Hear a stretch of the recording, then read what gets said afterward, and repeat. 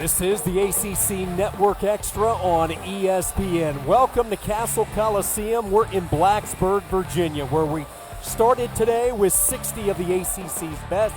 That field has been cut down to 20, just moments away from one of the great traditions of this wrestling championship, the Parade of Champions. Coming up, a lit-up house inside Cassell. Let's take it over to Doug Ripley, the public dress announcer for Virginia Tech.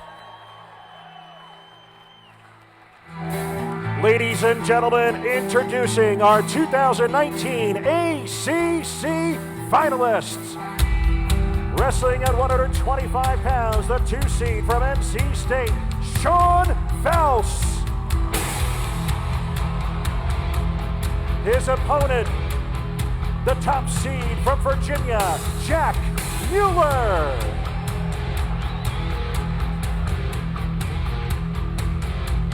In the 133-pound final tonight, the 2 seed from NC State, Tariq Wilson.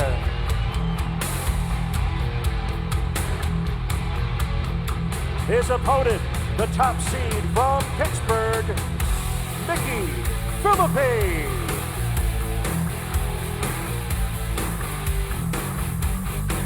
In tonight's 141-pound final, first the 2 seed from Virginia Tech, Mitch Moore.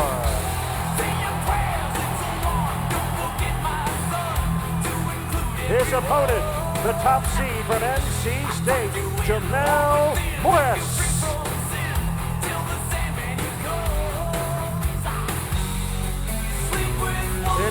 Introducing your ACC finalist at 149 pounds. The 2 seed from North Carolina, Austin O'Connor. His opponent, the top seed from Duke, Mitch Feinsilver.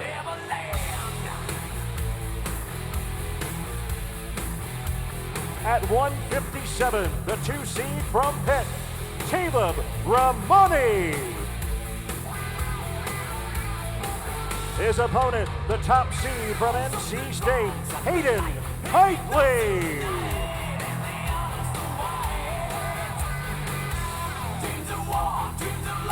Your finalist at 165, the 3 seed from NC State, Thomas Bullard. His opponent, the top seed from Virginia Tech, Makai Lewis.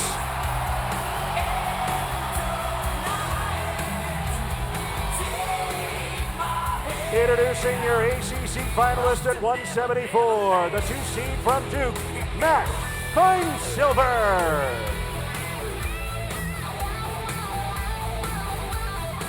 His opponent, the top seed from Virginia Tech, David McFadden.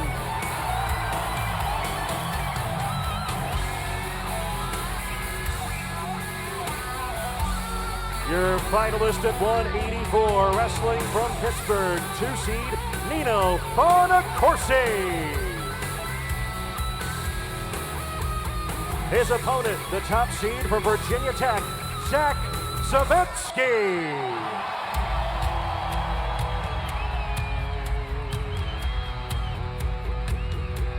Introducing your 197-pound finalist, wrestling from NC State, the 3 seed, Malik McDonald. His opponent, the top seed from Virginia, Jay Aiello.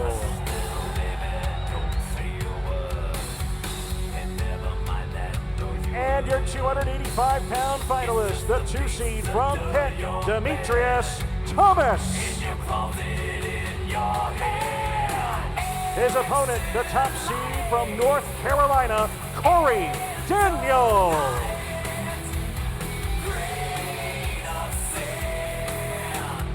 Ladies and gentlemen, your 2019 ACC finalists.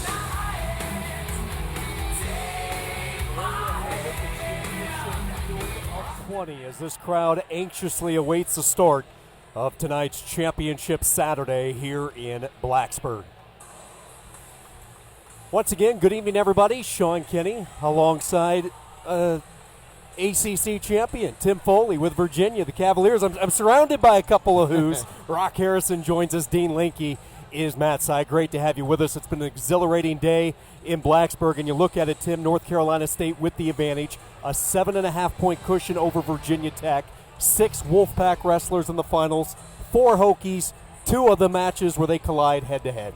Yeah, that's going to be really important how they compete against each other, but it's also going to look back at the leadership of some of Virginia Tech's best guys, which Zach Savatsky, Mekhi Lewis, and then also NC State's got to support that lead as well. You look at today, and it has been intriguing for Virginia Tech. You have the veteran Savatsky. He's looking for his 3rd ACC championship. He represents the experience. And the young freshman, Mekhi Lewis, he has been dominant all season. Well, for North Carolina State, the combination of Jamel Morris and last year's national runner-up Hayden Hidley have the Wolfpack thinking that 2019 might be their year. Pat Papalizio's squad has put themselves in a prime position. The Wolfpack with the 6 finalists, 84.5 points. Virginia Tech with 77. North Carolina a distant 3rd. You look at those 10 championship bouts, Rock, the one that jumps out at you is at 149. Mitch Feinsilver into the ACC finals for the 4th time. He's never won an ACC title, matched up against a redshirt freshman in Austin O'Connor. I can't wait to see that match. You have Austin O'Connor, who's not your typical redshirt freshman. He has heavy hands. He's aggressive. These two have battled during the year, and they're going to battle when the whistle blows. So we start at 125. Sean Foz of North Carolina State, Jack Mueller of Virginia, back down at a weight class in which he was an All-American 2 years ago. And quickly it's Mueller on the offensive as he has that leg of Foz. He'll whip him down. Foz trying to keep control, loses it. They said 2 initially, but they wipe it out. No control established. Mueller's got to pop that knee off of his head. He's going to use his right hand to push the knee up and then get the 2. His head's out. It's 2.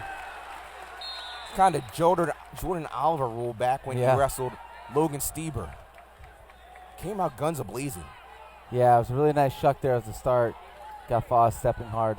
Not a lot of matches this year between the two. Remember, Mueller was going to redshirt, but then he jumped in with Louis Hayes going to 133 for the Cavaliers. So he changed his mind, returned to the wrestling room to compete back in December, while North Carolina State's Foz, who is a huge 25-pounder, trying to manage his weight.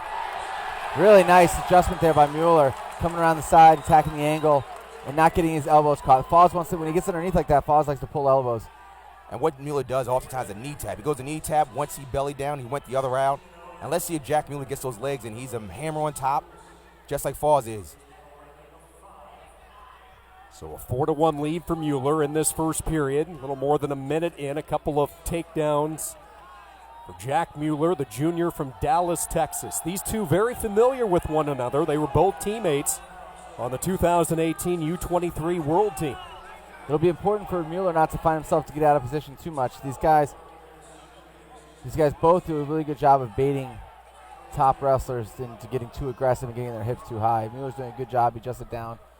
Make sure not to take too big of a risk. One of the things that Mueller does is he has that ankle, but he lifts the ankle to get the leg in. A lot of guys just kind of sit on the ankle. He lifts it up to get that left leg in, but Foz is doing a good job of blocking. Yeah, he's kind of reaching back, looking to see if he can control that power leg from coming in. Foz got tagged with a stall call. Next time that will be a point for Mueller. A 4-1 lead. Jack Mueller of Virginia, 53 seconds to go, opening period. He's one of the few wrestlers that really works a power half like he does. You usually see that in high school. He's able to do it in college. I think he got 2 swipes. Yeah, it's really nice. I'm really impressed to see Mueller. He's getting baited to his hip, but he's not getting caught on his hip. He's being able to readjust to come back up. That's where Foz likes to get people. He likes to get your hip down, pull your ankle up, and get you out of position. Mueller's doing a really good job of adjusting. And he put 6 points up like that this early is nice. I didn't expect such a hot start from Mueller, but he's coming out with a point to prove here.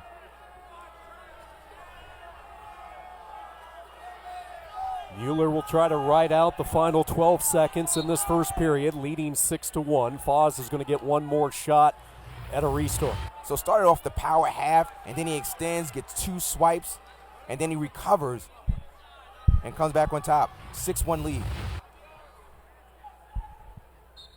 kind of an important 11 seconds here. Mueller wants to keep himself out of trouble, but also doesn't want to give up a point. He's got to watch himself here. A little shake by Falls might get good first period. So a situation where the defending ACC champion Foz is in some trouble. He's down 6-1 in the second period, and he will start in the down position for the Wolfpack. Talked about his size. He's tall. His weight was an issue as far as trying to keep him at that 25-pound frame just because of his natural body. But he was able to peak it at the right time, and now here in the month of March, ready to make a run in the lightest weight class, but he's in some trouble, down 6-1. Mueller on top. He's got to be careful here. Got a little bit too high, and Foz is away. So the Wolfpack, a little bit of life. 6-2, early stages, second period. Let's see if Mueller goes back to that shrug. Foz tends to take a lot of sort of low attacks, low ankle attacks, and if Mueller's at least on his toes, I think he's going to be just kind of still looking for ankles, looking for angles off of Foz's offense. Get some head snaps in there, get Foz moving. So Mueller also has a sweep single along with his shrug. There's a shrug again. God. Oh, beautiful. I mean, he's baiting. It's one of the nicest shrugs I can remember seeing. The consistency with which he hits it. These shrugs tend to be like a first period, third period move when guys are really anxious or excited, and also when guys are really tired. To hit it at the beginning of the second's special. And he doesn't extend his left arm when he hits it either. It's always from a curled left arm, which is very difficult to do. Second stall call here. I mean, he's being a brute on top. Lifting up that ankle again to try and get that left leg in. Yeah, he just stays right on top of you, right? Back to power half. Mueller hit the stage running back in 2017 as a freshman, trying to work that power toward the edge of the mat, but he was the ACC Freshman of the Year. He was an All-American at 125, finished 6th in the country. Then last year he bumped up to 133. Had a good season, just not the same success that he enjoyed in his freshman campaign, but boy, he is a buzzsaw at 125, and he is showing it tonight in this finals match. Look at this takedown. Watch how he just gets, he doesn't even extend his left arm underneath. It's over top already, but he doesn't, it's not even tight. He just kind of keeps it curled in. It's really impressive. Smart decision by Mueller to go on his feet. He's been aggressive on his feet, got the takedowns, no need to go underneath a guy like Foz. Right, already in a major territory with the riding time locked up. You want to just avoid anything that's too dangerous, and especially when he gets back. If and when he gets back on top, he's got to play it closer to the hips. I really think that Jack Mueller is thinking to himself he has something to prove, because you've heard Jack hasn't really wrestled in his body. His record is inflated. He hasn't gone against any top caliber guys. This is a top caliber guy he's wrestling, and he's looking great. And don't you think it's imperative he goes to Pittsburgh with that unblemished record? Because this is a weight class, when you look at the national scene, that is absolutely front-loaded up top with guys like Piccinini, Lee, some of the other cast of characters across the country. None of whom want to wrestle this guy. They don't have as much exposure to him, and that, even if they can kind of, until you feel that shrug, it's not going to, that's 2 points all day. Shrug with that power half, which is crazy. Foz has got to try something now. It's no longer takedown. It's got to be, I got to put you on your back.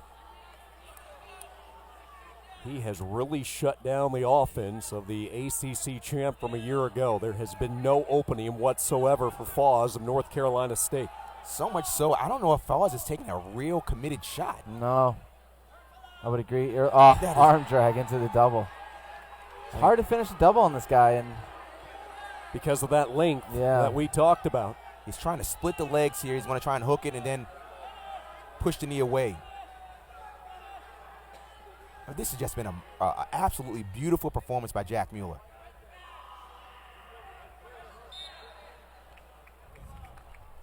Man, that was nice. I did not expect it to be the way it is right now. I thought it was going to be a little tighter, but Jack Mueller is showing that he is trying to win a national championship, not just become an All-American. So for the second time in 3 years, Jack Mueller is an ACC champion. A runner-up at 133 last year, back in his old stomping grounds at 125, and a familiar sight. He heads to Pittsburgh perfect on the season and another ACC title.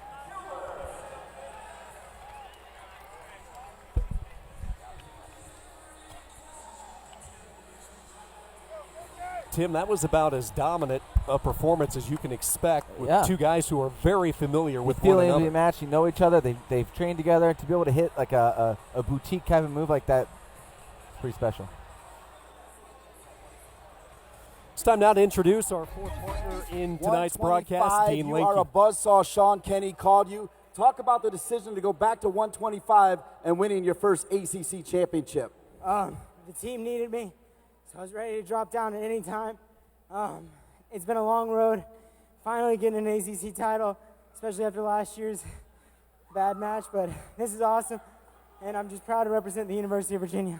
How hard is it to go back down to 125 and do what you do? You are undefeated. I mean, every day, just focusing on getting 1% better, and if I keep going hard, the weight will come off on its own. Last thing, being a teammate with Sean on the world team, what does that mean? Really nice kid, but he knew it, and I knew it. We were competitors as soon as we stepped on this mat, and that was a great match, and he's a great kid, but it was just a war. And you're the ACC champion. Congratulations. Back to you, Sean. Jack Mueller has done it, an ACC champion, the first one to greet him in the tunnel, the longtime Cavalier coach, Steve Garland. Congratulations to Jack. 133, Mickey Philippi coming up for Pitt, matched up against Tariq Wilson. North Carolina State takes one on the chin to get the festivities started. Let's see if Wilson can get the Wolfpack rolling as they move toward a possible team championship. This has been an interesting matchup because these guys are taller for their weight class, have long limbs, and we're just going to see who can not just get in, but who can finish. Wilson's a returning All-American for North Carolina State. Now, he was injured earlier this year in the highly anticipated rematch of last year's consolation finals against Luke Pletcher of Ohio State, so he competed just sparingly down the stretch, getting healthy at the right time for NC State. Well, for Pitt, Mickey Philippi has been healthy all season. What a year for the redshirt freshman, the Derry area high school product right there in Derry, Pennsylvania. We got Pennsylvania versus Ohio, two of the top schools or states rather when it comes to high school wrestling. Early opportunity for Philippi. He's in on that leg. He'll try to leverage it up, shelve it. Patient approach. Wilson trying to dodge an early bullet in this championship at 133. And what Philippi is doing, he's trying to put that knee right in his armpit, keep it high. But the problem is you got someone that's so tall, you have to be careful. You see the flexibility and the leverage, and Tariq Wilson successfully fins it off. That is not easy.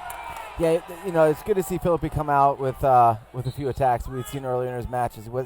He's not super aggressive all the time, but he's really just kind of waiting for his opportunity to get on top and see what he can perform. Now if he gives up double legs like this, it's not going to be possible for him to do that. Straight on double by Wilson. Philippi, no points awarded. Scramble situation, and they go out of bounds. And here comes the green brick from the pit corner. Wouldn't it be 2-2 then? Because they would have to say that he originally got the initial takedown, right? Because his hand or his knee went down before he was able to flip. I don't know. I think he may have just did a Granby from there. I mean, it's a great decision by Coach Gavin to throw out the brick. I mean, to be fair, Coach Lean was also like pulling out all of his all the laundry.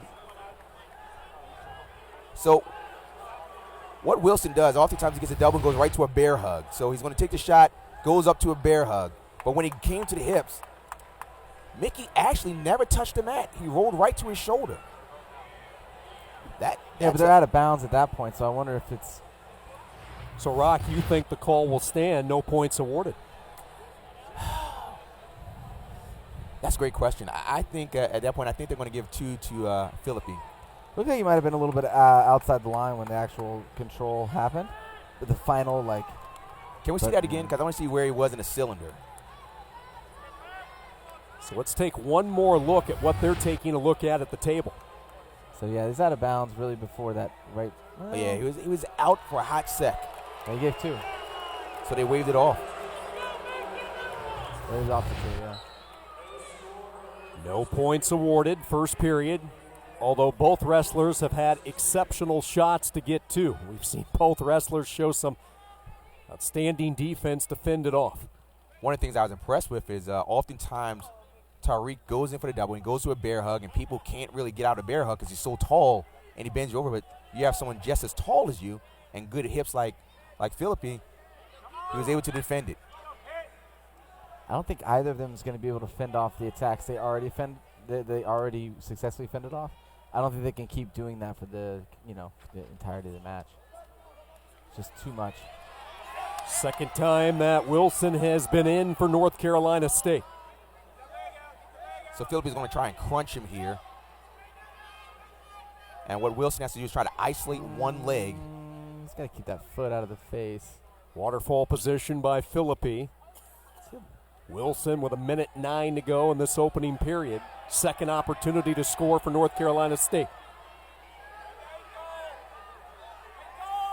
Philippi doing a nice job of maintaining his position, not letting Wilson get that head out from between the legs. NC State's trying to call it illegal, but that's a draping scissor there. There's nothing illegal about that. Trying to put him in a danger position. Once he gets that 90 degree and breaks it.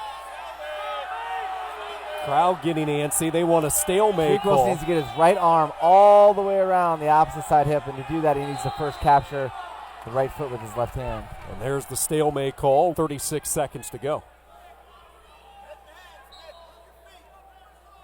Philippi started his career at Virginia. He's a Cavalier transfer after sitting out last year due to the intra-conference transfer rule. He redshirted in 2017 for the Cavaliers. What's of interest is he obviously was familiar with both Gavin and Jordan Lean, the two Pitt coaches in the corner. They were at Virginia at the time.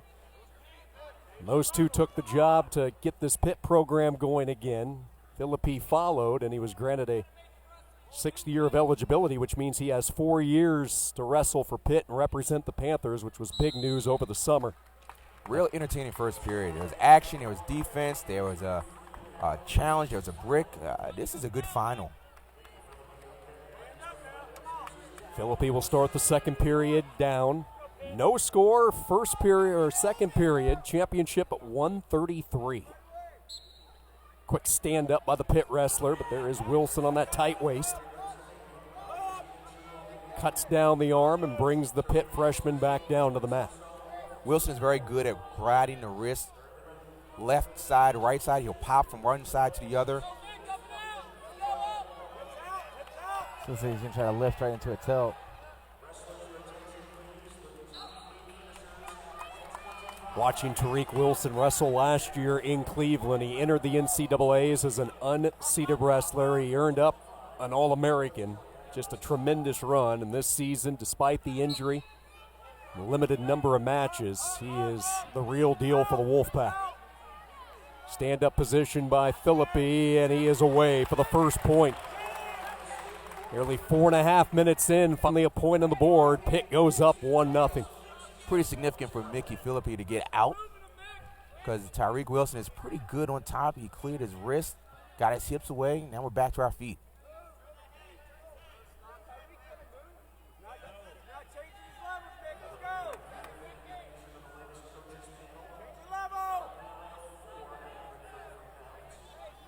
Philippi's got to stay aggressive because Tariq Wilson will lull you to sleep and then blast you with a double.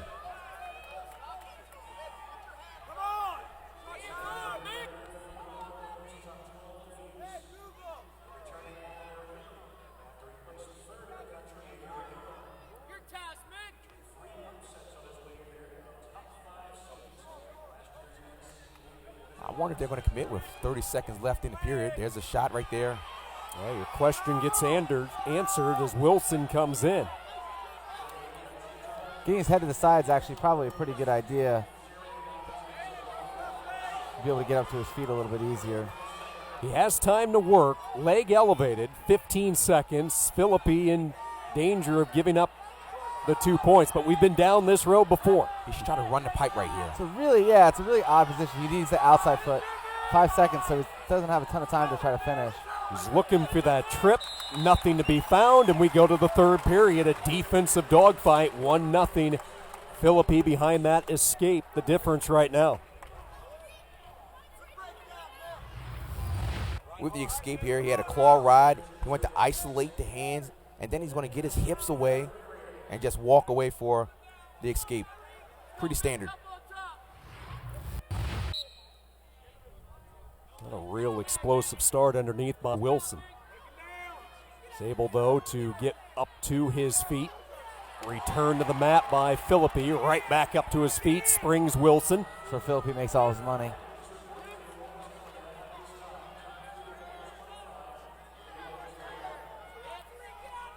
What Wilson's going to try and do is get his hips a little higher and step over.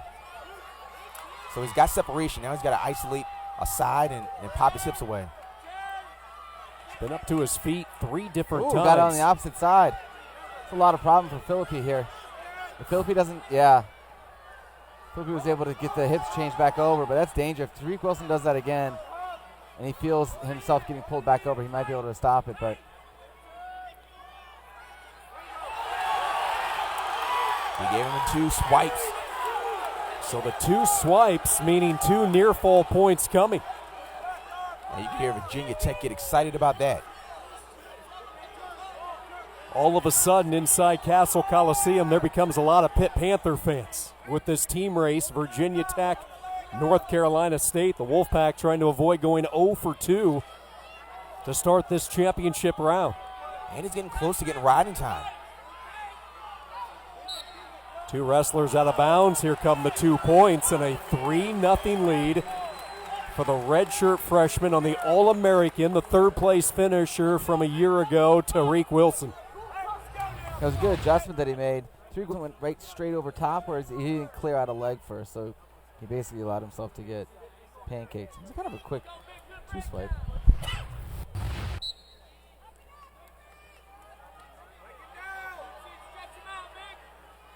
Nick has a tight claw right, and he stays tight to the body. He's just waiting for something to happen, and he's going to try and pop the hips. He has riding time as well, pitching the shutout on an explosive offensive wrestler. But like he has time and time again this year, watching this youngster wrestle, he is so good on top. I'm telling you, wrestling like that, I mean, a 3rd period of just domination from the top position is going to help him when he goes to Pittsburgh. Yeah, it's more or less what's, it's how he beat Dayton Fix, it's how he beat Luke Fletcher. He hangs on the right-hand side, sticks a leg up when he's set up. Mickey Philippi in his first ACC championship, the 3-time Pennsylvania State champion from Derry. Good things are happening in that Pitt wrestling room with Coach Gavin and crew, and now they have an ACC champion as Philippi wins the title and he knocks off Tariq Wilson from North Carolina State. The top seed prevails. A dominant ride late, and Philippi with a 4-1 ACC title. Let's swing it down to Dean. So I feel like they need to be blaring the music. Hey, Mickey, you had to wait some time. Freshman year ACC championship for Pitt. How's it feel? Amazing. I mean, I feel blessed. I'm just happy to be out here.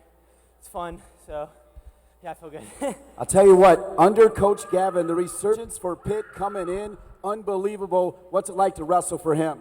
I mean, it's amazing. I grew up watching him wrestle, and I mean, now I'm wrestling for someone that I looked up to, so it feels really good. Hey, Mickey, good luck in the NCAAs. Thank you, appreciate it. It's a freshman ACC champ. Those are the type of matches that you have to win in the NCAAs, not just to take him down, let him up, but he was tough, did enough, and got the back points to really make the separation at the end of the match. Solid win. To the awards platform as we honor our top 3 finishers at 125 pounds. In 3rd place, a redshirt sophomore from Virginia Tech, Joey Prada.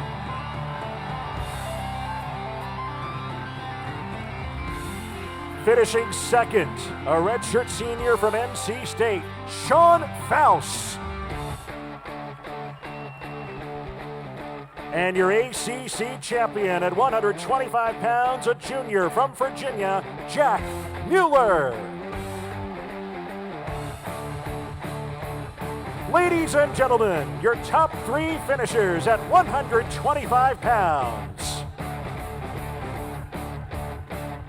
Big smile, Jack Mueller, Virginia, your champion at 125. Let's turn our sights to 141. Jamel Morris of North Carolina State. Boy, the Wolfpack need a win. Can he get it against Mitch Moore, the freshman from Virginia Tech? Moore, 17-6, an unblemished mark for Jamel Morris. He comes in a record of 11-0. So, well, the drama just keeps building, guys. North Carolina State feeling pretty good. They had that 7.5-point advantage, 6 finalists, but they dropped the finals at 25 and 33. So now the question becomes, can Jamel Morris get the Wolfpack back on the tracks? It's going to be a tough one because you have Mitch Moore, who's a home crowd, true freshman against a fifth-year senior, different body types. Again, Mitch Moore is a guy that's more stout. He's going to be defensive. And Jamel Morris, he's going to take shots. But we haven't seen NC State really do anything worthwhile in the finals yet. 2 losses in 2 matches. This 141-pound weight class for North Carolina State the past few years dominated by Kevin Jack. Saw Kevin earlier today, and now it's Morris's turn. And senior has patiently waited for his turn, and now it's his time to shine in the spotlight against the freshman who's going to have this whole place rocking. And Mitch Moore out of St. Paris, Ohio, powerhouse Graham High School product.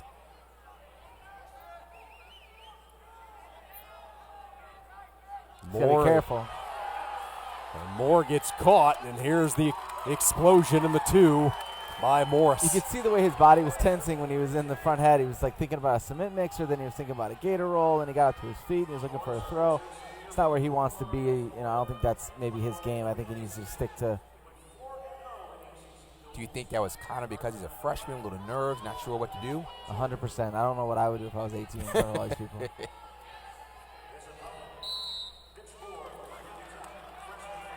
And he was fortunate to get out of the situation with only 2 points and not force. He, kind of stepped in for that.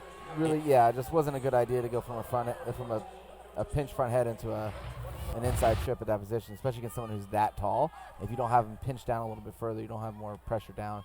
You're not going to find that. And if you're doing an inside trip, it's got to be above the knee, especially for a taller guy. Yeah.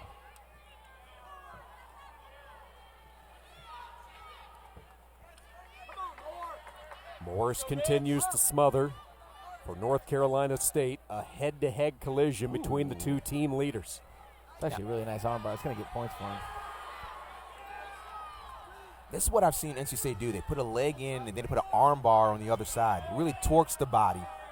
So long. I mean, a lot of these wrestlers look like Pukizio. They're just long, don't have exceeding musculature. They're not like, bulging. And they use that, they use that to their advantage. And I know the fans want to see some sort of stall call, but this is a lot of action. He's working very hard to get something going here. I mean, he's got everything torqued. He's got the right side, the left side, across the face. He's got to watch his own back now. He's getting a count. Long legs are keeping him away. What you want to do in that position when someone is kind of coming back into you from an armbar tilt like that is you always think about is thinking about taking out his legs, your opponent's legs he's turning into, but really what you want to do is get your knee as high in his chest as possible so you can prevent him from rolling into you and facing up.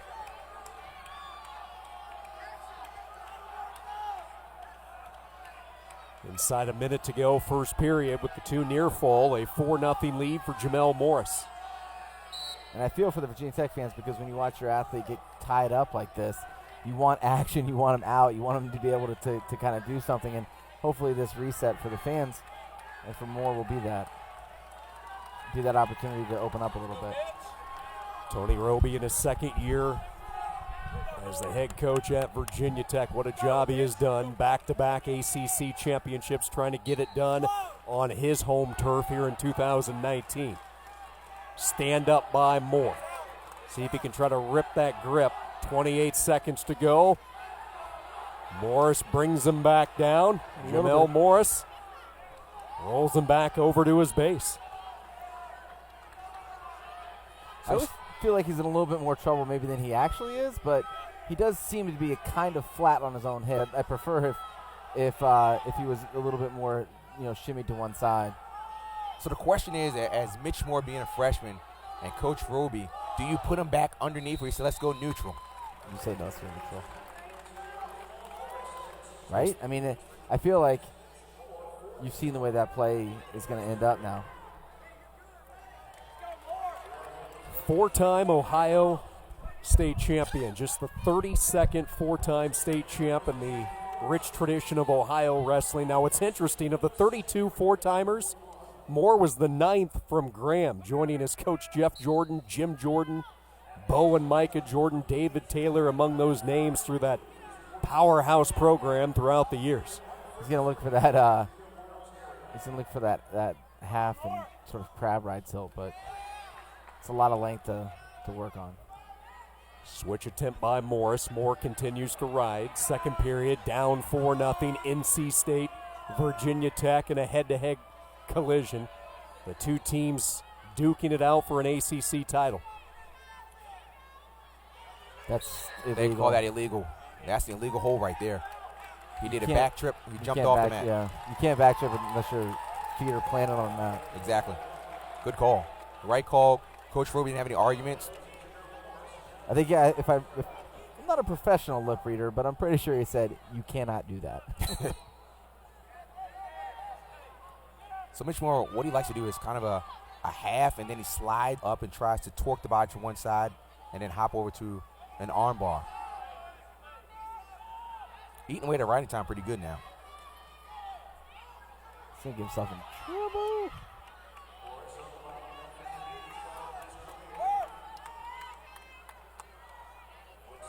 He's got to come to his side. Being behind him just pinch is not going to do much, but he's just eating away at the time. Pretty strong freshman here.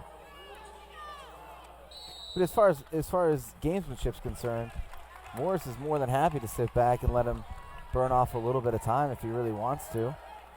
It's a 5-point lead. He's just burning off his own time to make extra points on his feet. 5-point lead. He has no stalling calls. We know that Mitch doesn't want to go underneath him, so he has to go to his feet. So if you have to go to your feet anyway, and you need it, you're not going to get 2 sets of back points. It seems as though that's not the direction this is going. Then you need to open them up on your feet a little bit. Kind of tire him out, maybe find some points in transition. But he hasn't been put in danger yet. No, not at all. So that it looks like Morris is kind of resolved a little bit, just like to just stay underneath. Looks like he may get banged pretty soon. He can't really bang him yet because there's a snowplow on the one side, so he can't technically get out. But yeah, I mean, if he doesn't try to stand up there, you might be right though. I'm going to reset if he doesn't kind of pop up. 13 seconds left. I doubt if he's going to get a stall call here unless he just flops. True. Moore continues to ride, but he has not cut into the deficit at all. The one penalty point assessed, that's been it in this second period. So still a 5-0 deficit for the freshman, Mitch Moore. Not even a move on the bottom. I'm interested. What are they going to say? Just go to their feet? I would, unless they think that, yeah. Neutral. We go neutral for the final 2 minutes. Jamel Morris of North Carolina State trying to extend the Wolfpack lead. He's going straight to cement mixer. Straight for it. Now what he has to do is he's got to take it off of his chin. He's got to take it off of his chin. He's going for a 3/4 from behind, which is legal, but not all the way legal. Takedown established. There's the quick escape. So a 6-2 lead for Morris. And here comes this crowd a little bit, sensing some energy. As far as takedowns go, that was pretty low effort on high return just by getting to a 3/4 position. He's got that over-under hooked up. North Carolina State leading by 4, minute 19 to go. I mean,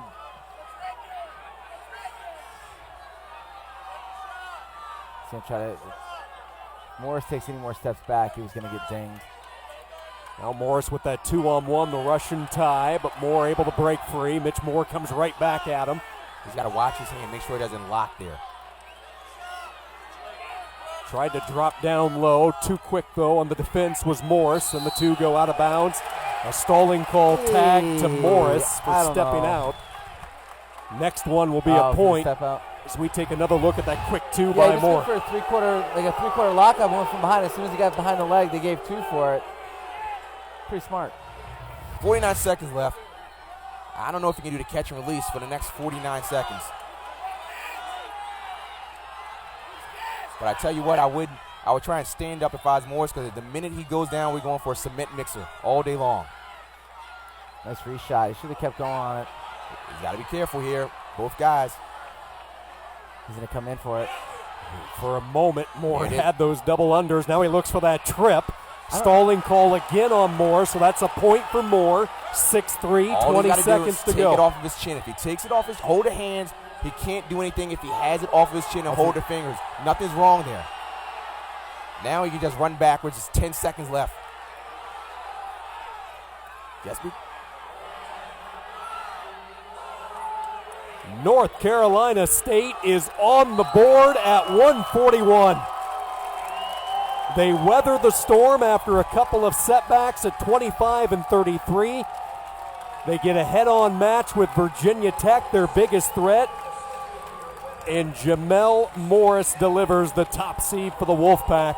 A 6-3 decision and an ACC championship. Mitch Moore's going to learn from that. The first period, as Tim has stated, he did a freshman move. He got a little antsy there, went for an inside trip on a guy that's approaching 6 feet.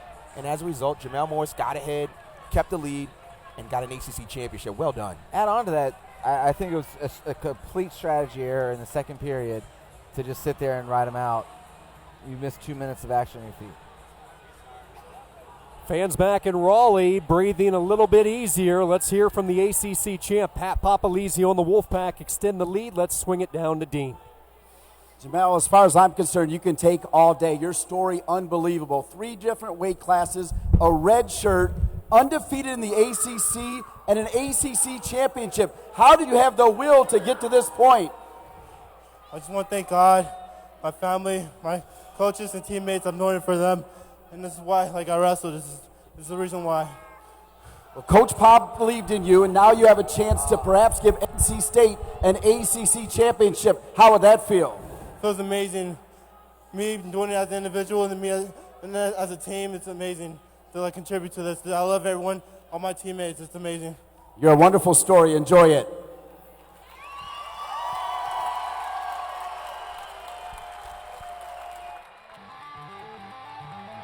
Turn your attention to the awards area to recognize our top 3 finishers at 133 pounds.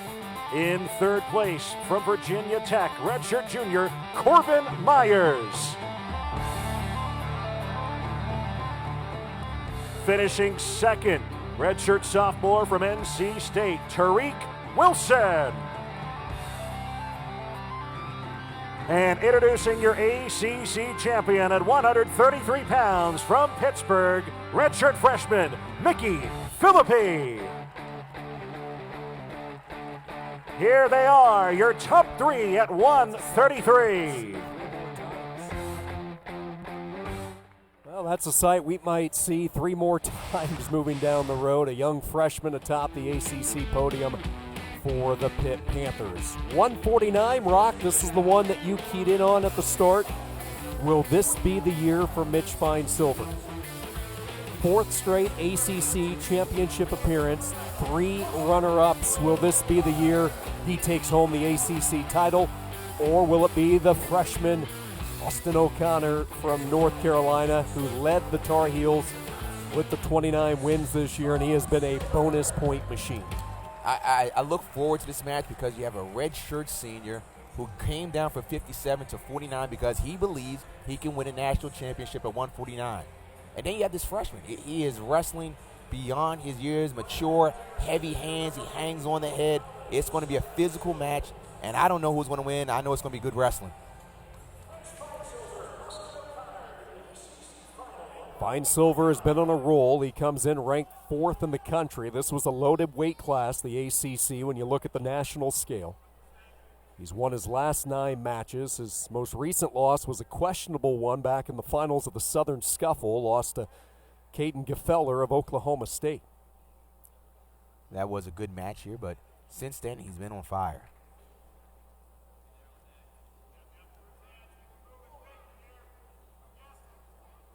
Fine silver in the silver singlet for Duke. O'Connor, UNC in the white, and the powder blue for North Carolina.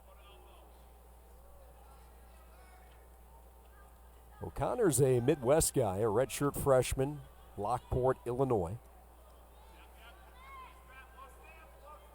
Led the Heels with wins throughout the course of the season. Coaches all talk about his work ethic. Nobody outworks him in that wrestling room, and you don't hear that too often from freshmen, that type of accolade, but that's what Coleman Scott and the rest of the Tar Heel coaches say when they describe Austin O'Connor. Holy smokes. That was a nice slide by. That was beautiful. Went down, slide by, went right Arm to a drag double. to slide by. That's it. Yeah. Really quick. See how much riding time he gets. Just make a difference. If he can really put up the points, it could change the philosophy that Austin O'Connor has.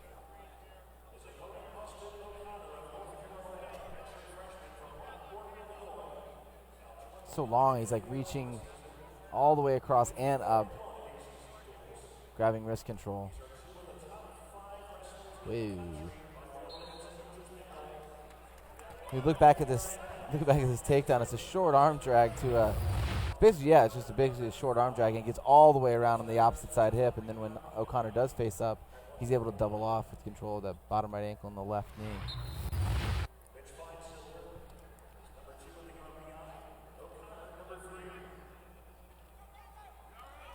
O'Connor able to get away. 2-1, a minute to go, first period. North Carolina shared the regular season dual championship with North Carolina State. Both those programs going 4-1. Austin O'Connor, a big reason for the Tar Heels' success and the job that Coleman Scott has done in Chapel Hill, getting this program back up and a threat each and every night. In fact, O'Connor, one of 4 Tar Heels competing in their first ACC championship, so it's a very young wrestling room in Chapel Hill. What I'm noticing about Fine Silver is that Austin O'Connor's had heavy hands, and as soon as he puts the heavy hands, he tries to change an angle. Doesn't stay straight on, moves to the side, and creates his offense from there. Yeah, he's got good stutter step fakes. And when he has an opportunity to get to an angle, it looks like he's doing like a quick little high-level arm drag. He's like not risking too much on those little arm drags. Ooh, nice shot. First period will come to an end. Fine Silver with the 2-1 advantage. Duke has been on a roll as far as All-Americans. Go back to Connor Hartman. He was a 3-time All-American, 2014, 15, and 16. And then Jacob Casper, the big heavyweight who's in that Duke corner coaching tonight. He was an All-American in 2017 and 18. So Fine Silver hoping to keep that torch lit for Duke, make it 6 straight years that they've placed an All-American in the job that Glenn Lanham has done with the Duke wrestling program. 2-1 lead, Fine Silver in the riding position, trying to stick that leg in. Very nice. He tried to roll the wrist, and soon as O'Connor fought the wrist up, he put the leg in. Just smart wrestling IQ right there.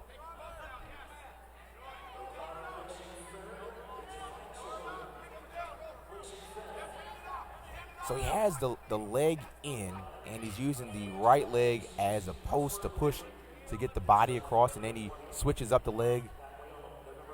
So it's kind of a reverse leg. Looking good on top. Sniffing for a possible cradle opportunity. Did not really have the avenue to get that done. Trying to shake that right hand free. Stall call underneath on O'Connor. That's the first time he's been dinged. Minute exactly to go, second period. Fine Silver tough on top, continues to ride, approaching over 2 minutes of riding time, in fact. He has O'Connor completely bellied out. Looking like a man on a mission right now. He's not giving O'Connor any place to breathe.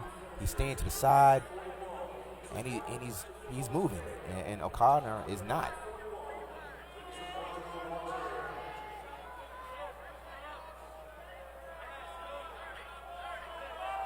Working a possible crossface.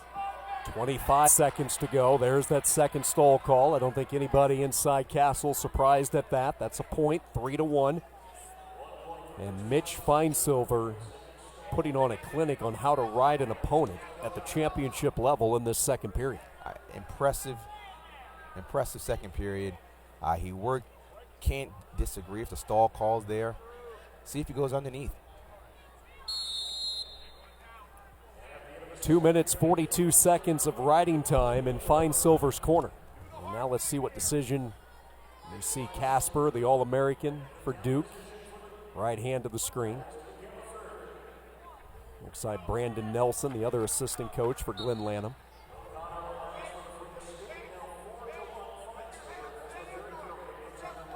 Timmy's doing a good job of lowering his level. Feinsilver, that is. Yeah, he does. I think all the Feinsilvers do a really good job wrestling with their hands, being very active, and that provides them a nice level of defense. Add in some of these fakes and these short directional changes, and it's really hard to get Feinsilver. You know, they talk about fighters fighting on rails, like right in front of you, both feet standing still. And Feinsilver's never really there when you want him to be. O'Connor, even if he had to take a shot, he can't really. He can't tune in on where he's going to be. Straight on double attempt by O'Connor. Nothing to be found as Feinsilver was ready for it. Really solid match that I'm seeing by Feinsilver.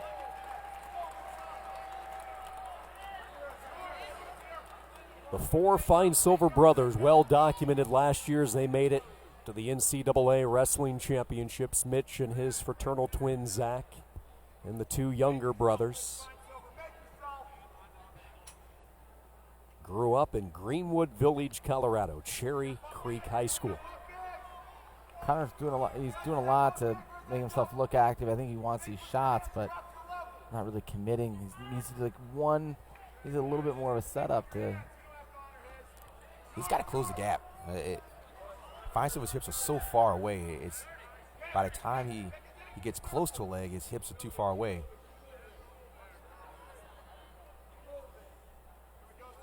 Mitch Feinsilver came into his final run at Duke, the redshirt senior, with a lot of lofty goals. He's been to these ACC championships, the Saturday night festivities 4 times, and it looks like the 4th time is going to be the one that he'll always remember. Coming up just short in his previous 3 ACC final appearances, he does not come up short tonight. Duke has an ACC champion, Mitch Feinsilver, in a year in which he's hoping there's a number of firsts. He gets his first ACC title. He's hoping to become an All-American for the first time, and who knows, the way he's wrestling, will he become Duke's first national champion? A solid ACC run. Mitch Feinsilver, your title holder at 149. He's standing by with our Dean Linke. Mitch Feinsilver, so close before. You're an ACC champion in your final year getting it done. Yes, sir. Yeah, I just kept working to get better every single day. ACC at 149 is tough. A lot of ranked dudes in the top 10. I think I deserve ACC rest of the year, honestly, going after it. All right. Steve and Brenda got to be so proud. 4 Feinsilvers here. What does it mean to have all your brothers together? Honestly, it's an amazing support system. In the room, out of the room, we push each other to be better every single day. And I'm so blessed, honestly, to have them here with me. All right, last thing, Jacob, an All-American. You can make it 6 straight for Duke All-Americans. That's pretty good for the Duke program. Yes, sir. I don't want to just All-American, though. I want to be a national champ. That's the plan, that's the goal, and I'm going after it. Let's hear from Mitch Feinsilver, the Duke Blue Devils. Thanks, sir.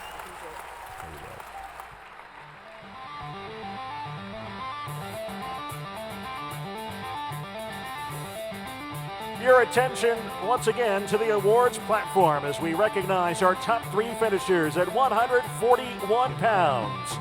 In 3rd place, a sophomore from Duke, Josh Feinsilver.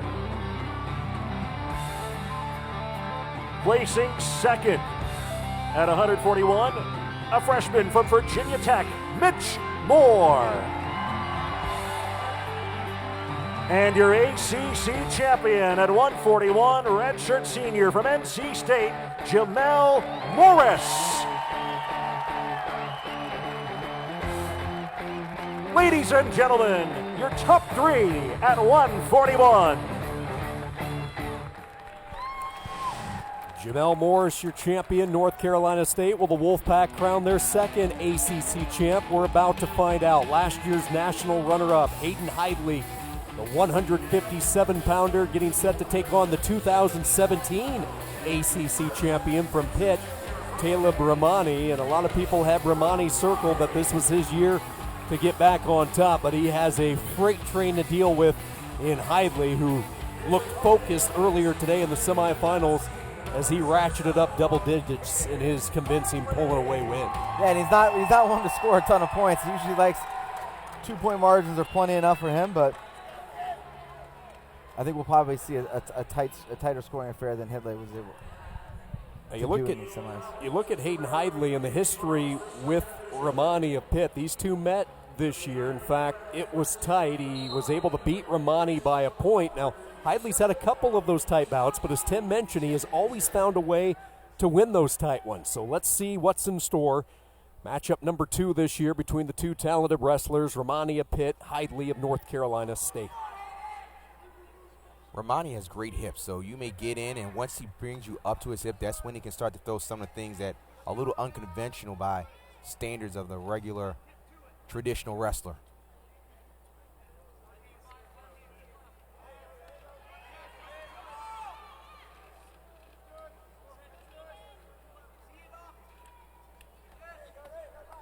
See that snap down by Hidley.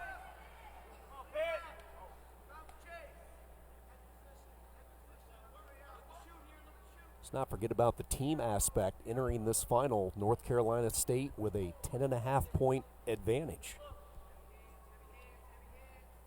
The second place points have already been allocated, so you only gain points if you win, which Nice is 3. crotch there. He's going to pop the hips there and try and cut the corner. Rahmani's going to try and get him up to his hips. That's where it's tough. Really nice left side high crotch, kind of like Nathan Tomasello used to do. Yeah, Tomasello and Priscilla would do those left side high crotches and do it. This could be a tough situation for Rahmani. Rahmani, it's been tough because Hayden can go to either side with this tilt. He can go to the left side or pop him to right. Whichever hip pops up, he's going to go there. Has the arm controlled. Which side will he choose to try to get some tilt points and near fall points, add to that lead? Oh, Rahmani able to get the arm free. So back to more of his base. Hidley trying to work underneath. A 2-0 lead for last year's runner-up. Lost to Jason Knoll for Penn State in the national finals, 6-2. He started the year unranked, but he will catch no one off guard this year. Tremendous run a season ago, and he's kept it rolling in his sophomore campaign from Lewiston, Pennsylvania. You know, it's crazy that people saw that he had 2 losses and was wondering what's going on with Hayden. I mean, it's only 2 losses. I mean, there's more video on him. People know that the underhook is coming. But even with that, he's still progressing as a wrestler.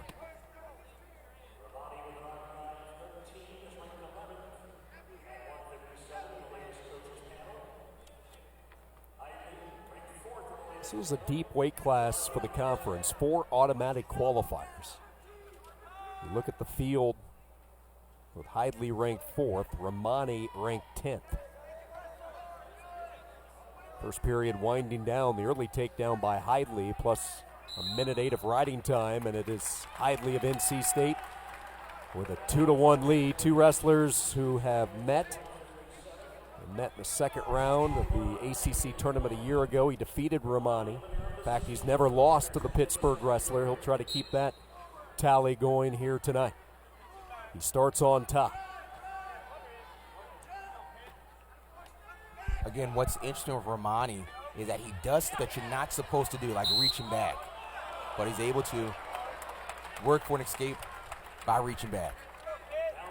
He's very unorthodox. We'll see what he does. He likes to take some risky shots and do sort of the reach back and control elbows. I'm looking for you. He has a little a misdirection. He'll look to shoot right and then sweep to the left.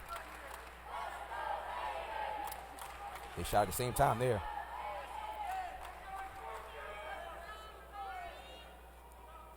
This is eerily similar to their dual meet match where Hayden Hidley had the first takedown and they traded escapes for a 3-2 win for Hayden. So let's see if there's a little more action this time around.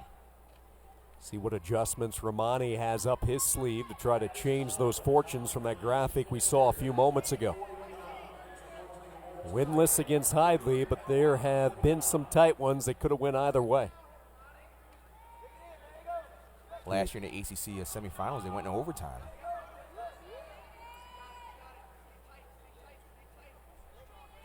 Pitt with some really good young talent. Romani has become the veteran voice of that Pitt wrestling room. He's the only returning NCAA qualifiers heading into this season for the Panthers.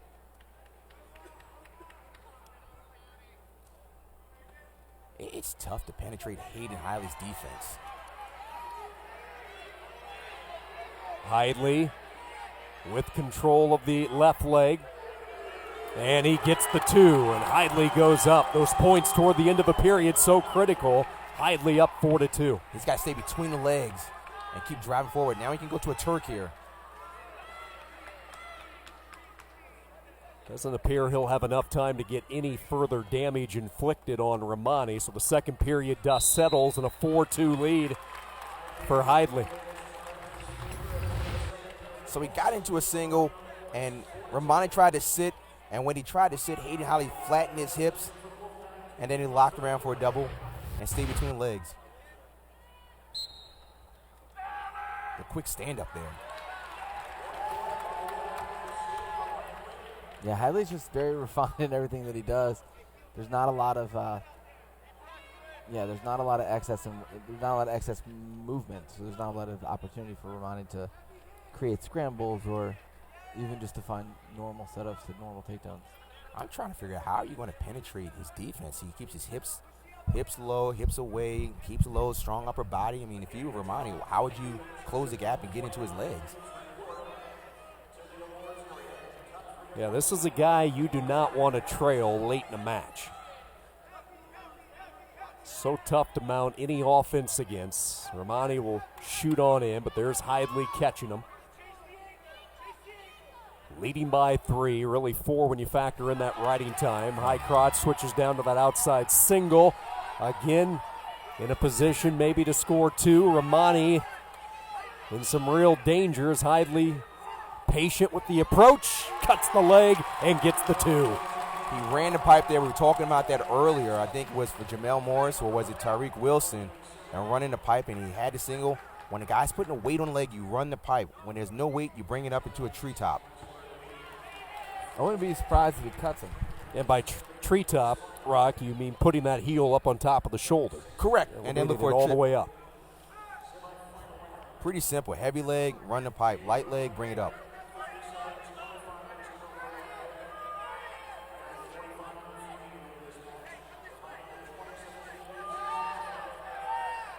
Hayden Hidley, North Carolina State. An ACC champion in his freshman year. It's never easy when the bullseye is on the back, but Hidley has taken care of business as the 2 go out of bounds. One more whistle, a little more than a second to go, a 7-2 lead. And Hidley will remain perfect against Talib Romani as these 2 will have one more year to go toe-to-toe. That's it. Hidley and North Carolina State inch a little bit closer toward a team title. The runner-up at the NCAA's so close in his freshman year. The quiet star for North Carolina State. Not so quiet tonight. Big smile up to the fans who have made the journey from Raleigh and NC State. Back-to-back ACC titles after starting the night 0-2. They rally with back-to-back wins. And the Wolfpack smiling. Let's swing it down to Dean. Hayden, great to be back with you. Back-to-back years. Another ACC title, perhaps just as important, 3 more points for NC State. Yeah, I hope we get it locked up here soon. I think if we don't give up any bonus, I think we're going to be good. That's the goal coming in. We need all 10 guys to contribute, and everybody wrestled their heart out. You know, from the bottom of the lineup all the way to Deontay Wilson, every time he went out there, he scrapped. And, you know, that's what we wanted to get back to. We need to get back to that 2016 team who just went at it. they're gritty and tough, and we want to get back at that. Focus on Pittsburgh. You're from Pennsylvania. Penn State's got a pretty good wrestler at 157. You met him last year. Is that the goal, to meet him again? Absolutely. I think I've got a lot better. Even though the results haven't shown it this year, I'm peaking at the right time. I'm looking really good, and you know what? Why not be dangerous? Why not be the guy that turns everybody's heads? And why not be the guy to win it all? Good luck in Pittsburgh, young man. So much. Thank you. Hayden Hidley.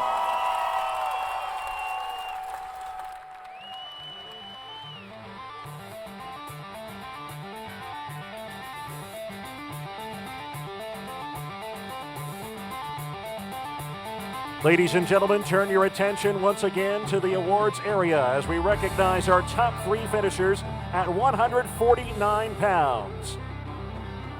In third place, a graduate student from NC State, Justin Oliver. In second, a redshirt freshman from North Carolina, Austin O'Connor. And your ACC champion at 149, a redshirt senior from Duke, Mitch Feinsilver. Ladies and gentlemen, your top 3 at 149 pounds. Great look at Mitch Feinsilver, your ACC champion, but on the team front, it is North Carolina State. They've extended the cushion, a 13.5-point lead, but get ready, the Hokie strength coming, Lewis McFadden-Zavatsky, when we return. The Wolfpack inching a little bit closer to an ACC team title. 90.5 points, Virginia Tech, 13.5 back with 77. The Hokies with 3 wrestlers coming up, Lewis, McFadden, and Zavatsky. And Rock Harrison, you look at it for the Hokies, obviously they need to run the table, but they need to get some bonus points. We're talking Penn State-type bonus points that we've watched at the Nationals the past few years. Sean, you're absolutely right. Not just win, but they have to win by bonus points, majors, tech falls, and falls are the best case scenario. Now you have junior world champion Makai Lewis coming up. He can certainly pull it off. McFadden, a return All-American, he can, but at 184, that's the toughest weight class. And you have Nino Bonacorsi and Zach Zavatsky. That can be tight, but we can't say it can't happen. We just have to watch to see if it will happen. 165, Makai Lewis, a redshirt freshman. He has ice in his veins. That's been the case all year. The freshman has looked and showed the poise of a senior, matched up against Thomas Bullard of North Carolina State. So an opportunity for Bullard, if he can pull off this win, to seal the deal for the Wolfpack. Bullard 19-7. Lewis comes in 22-2. International fame for Makai Lewis as well, as he won the Junior World Championships in September. Thomas Bullard, very quietly, has had a very solid redshirt sophomore campaign. He's been in the top 20 pretty much all year. He was an NCAA qualifier back in 2017, but here comes the reigning Junior World Champion. He won that title back in September, just a month before starting his collegiate wrestling career. When talking to Coach Roby, he said Makai Lewis is ultra competitive at everything that they do in the wrestling room. And it's showing as a redshirt freshman because he wants to win right now. Technique-wise, when you watch a freshman like Lewis, what makes him so special and separates him from the pack? We were talking about it earlier today. He, with somebody else, but he also says he hits his moves with 100% certainty. You know, he feels crisp enough in his technique that he doesn't hesitate. He feels like he can absolutely get the takedown from, whatever the move might be, if it's a single to a double or whatever the setup is. He hits everything at 100%, and that makes a big difference. Sounds like a lot of confidence. So when you know that you're going to hit it, you're going to take a shot, or you're going to defend, and it's going to work.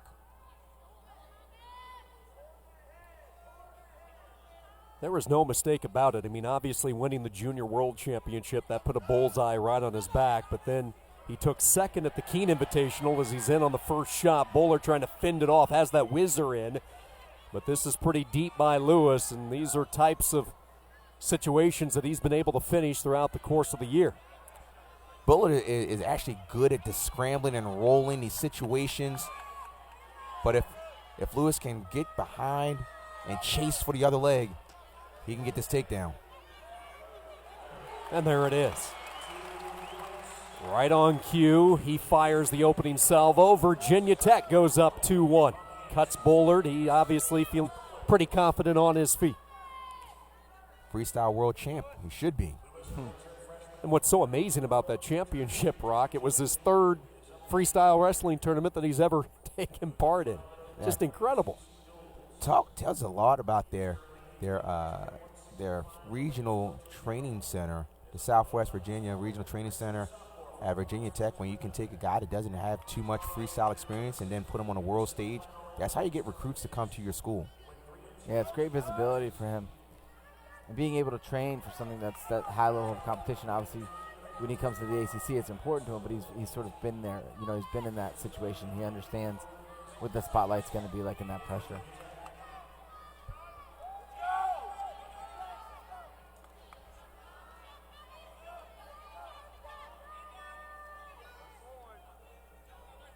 This is the part of the Virginia Tech lineup that has that pipeline firmly entrenched into New Jersey. When you look at Lewis driving ahead toward the edge, he's able to seal up that double leg, switches off to the single, and spins Bullard down for 2 more. Amazing. Tim, you're absolutely right. That was picture perfect. He went, he tabled it, followed. It was pretty smooth. Yeah, most guys kind of would spend like 1 or 2 steps. He kind of just kept repeating the motion until he got the angle that he needed. Been quite a run for Mekhi Lewis through the ACC. He has certainly ripped it apart by storm. The one matchup with Bullard, an 11-5 decision, double figures in 4 of the 5. Dominant run for the freshman from Bound Brook, New Jersey, and then his good buddy and teammate, his off-season workout partner, David McFadden, who we'll see coming up at 174 from West Milford, New Jersey, and DePaul High School. Pretty good pipeline built into Blacksburg from the northeast. This is actually where Bullard likes to be, kind of rolling around, roly-poly, and come up in a situation where he's at an advantageous position. Now, although it looks this way, Mekhi is still in control and still getting riding time here. Imperative in all caps that Bullard take advantage of this opportunity, and he does. The reversal for 2, Bullard on the board offensively for the first time. And Bullard's very, very talented on top, so it's going to be important for Lewis to make an explosive first movement. Now Bullard, he and his brother, they put in legs, and it's a high thigh, and they put a lot of weight towards the rib cage and lower back. Some guys, when they put in legs, they kind of be lower, but they go right high across the body. Granby roll and a big one by Lewis, and it works. He is away.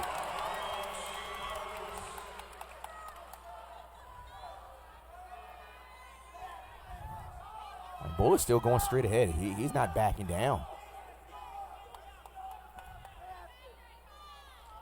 Mention his twin brother Daniel. Just twin brothers all over the place in the ACC. The Morrises, the Fine Silvers, the Bullards. Yeah, Lewis needs to nip this in the bud. If he feels like he can, if he feels like he still has gas in the tank right now, what he needs to do is keep attacking now. If he gets on the back foot, this is the type of thing that Bullard and the NC State coaching staff want to see. They want momentum to change a little bit. And Bullard has a style that looks appealing. He keeps going forward and forward. But as you said before, when you have that experience on the international stage, you kind of know. You know that these things are going to happen. You just got to weather the storm. Pretty good 2 minutes of wrestling from Thomas Bullard. He'll go into the third, down only 2, 5-3. With riding time not a factor, and it will be Lewis's choice. And he wants to start neutral. Can't blame him. You're right about that. It is still a very competitive match here. It's only a 2-point differential. Riding time is not being a factor. And with how tough Bullard is on top, it could just really be a one takedown match. If Bullard's able to sneak in a takedown, it might be a very interesting remainder. It might be Lewis trying to get out. So from what you've seen, what will be the best approach if you're bowler to try to get that much-needed takedown? I mean, he's trying to – I think he's going to try to sucker in a if he keeps plodding forward and get Lewis to take a bad shot based on the fact he's worried about getting a stall call, and he can kind of create the scrambles that he wants. Right, stall call. I mean, he's going right after him. Yeah. And it looks like Lewis is getting a little winded here. I mean, this is a tiring style, just chasing and banging on the head. He's going to get a warning here in a second. I mean, this is – Lewis has not shot since the first period. No. I tell you what, Bullet just got to get to a leg and just create a scramble. He's just got to commit. Yeah, a stall call is coming.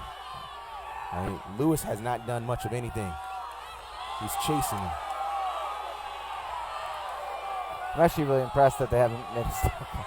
I'm not even sure how they. This is stalling. This is. The NC State corner pleading their case.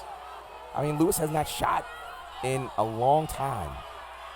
There's a reshot by Lewis on the initial surge, and Lewis switches to a double, and he gets the 2. He just waited, and waited, and then on the reshot, bang. He just chased it, dropped down to a single, and then goes to a double and drives him off the mat.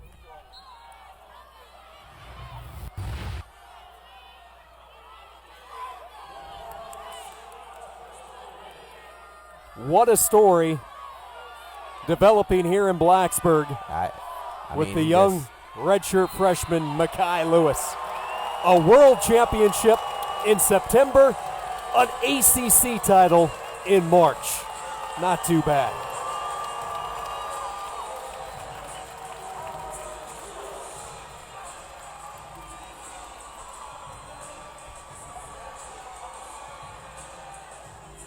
Virginia Tech able to get on the tally sheet. They have a champion. Let's toss it down to Dean. Mr. Lewis, it took all of that match, but what does it mean to win here in front of Hokie Nation? It means a lot. I'm glad that I had the opportunity to wrestle in the finals and represent Virginia Tech in a good way. Go Hokies. Tim Foley talking about the fact that your experience at the Junior Championships Worlds prepared you for this moment. Can you talk about that? It just brought my confidence up because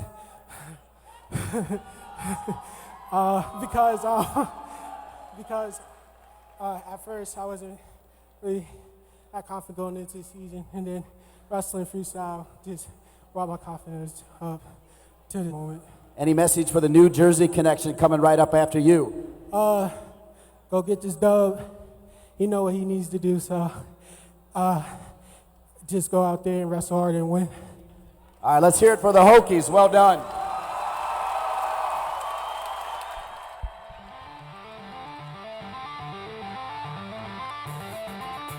To the awards area we go to recognize our top 3 finishers at 157 pounds.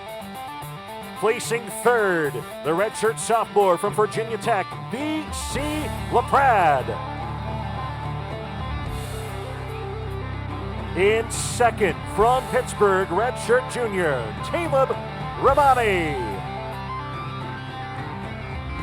And your ACC champion at 157 pounds, redshirt sophomore from NC State, Hayden Heitley. Your top 3 at 157.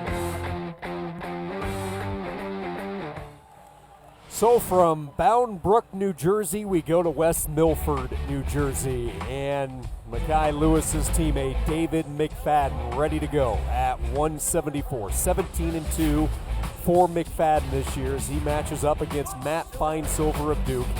Finesilver a record of 24-6. You see the 8 major decisions this year for the Blue Devils. Finesilver with his only loss in ACC action coming against McFadden of Virginia Tech. Finesilver is an NCAA qualifier And there is one of the crowd favorites over the past 3 seasons, David McFadden, a 2-time All-American, the top seed, an ACC champion a year ago, made the decision to bump up to 174, an unselfish decision. That was all made in part because of the emergence of Lewis to open up room for him at 165 and give the Hokies a terrific 1-2 punch in the middle of their order. And boy, has that ever worked out. So here goes McFadden, a title holder at 65, trying to add 74 to his long list of achievements. And he looks like a good size 74-pounder. Sometimes guys bump up and seems like it takes some time to fill out, but he looks like a good size 74-pounder. Feinsilver looks pretty committed to keeping the pace high. We'll see what that kind of if that benefits him by the end. He's kind of pushing McFadden around a little bit.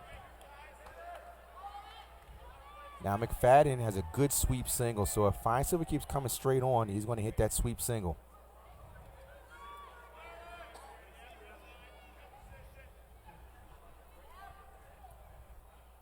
McFadden, a story of perseverance, as we all recall, tearing his ACL at the NCAAs back in his freshman year. That caused him to miss all of 2017, recovering and rehabbing from that injury. But he came back with a vengeance last year, earning his 2nd All-American honor, and he's looking to make it 3 for 3 this year when they make the journey to Pittsburgh in a couple of weeks.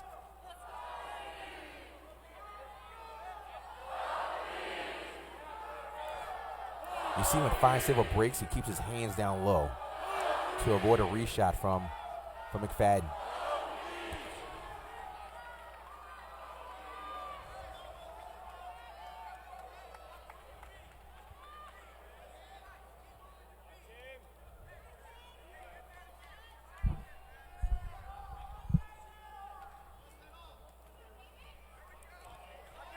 So immediately he's got to cut the side, but Feinsilver's doing a good job of just squaring up. Yeah, I think Feinsilver isn't too. That was good technique there. He dropped down to a knee and then right up between the legs to finish high on a double. That was really good technique.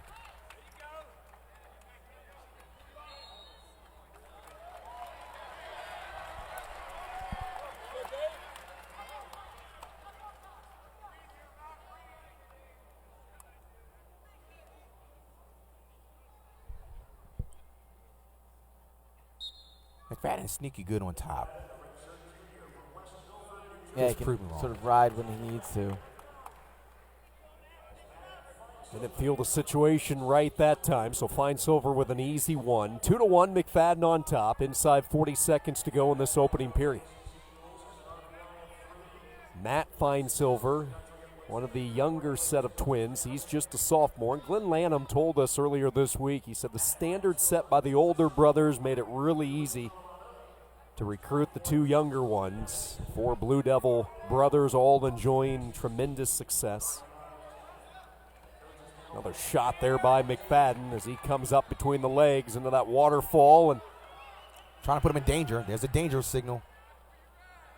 Running out of time, Feinsilver would be wise just to keep this position, not allow any damage to be inflicted, and that's indeed going to be the case. First period over, 2-1.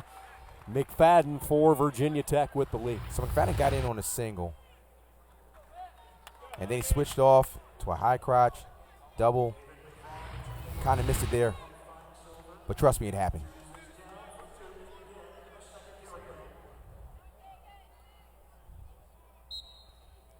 See if McFadden elects to ride a little bit harder. Nope. It's a quick stand up and an escape by Feinsilver, so he's had no trouble getting out from underneath. And Feinsilver, as soon as he escaped, he went right back in. He didn't, dance around, circle. He went right back in. Good reshot. This is deep for McFadden. Gotta be careful here. He slid the hips pretty good. He's got to try and get higher. Where the Feinsilvers make their money, right? McFadden will hold on all day long here. Got the arm pinch, but didn't.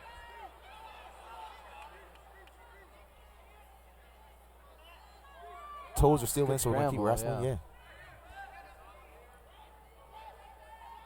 Good call to keep the wrestling going. Body parts are still in. He's got to pop it ahead. Good. You're right. High level scrambling there. Action call by the official, Ryan Haggerty.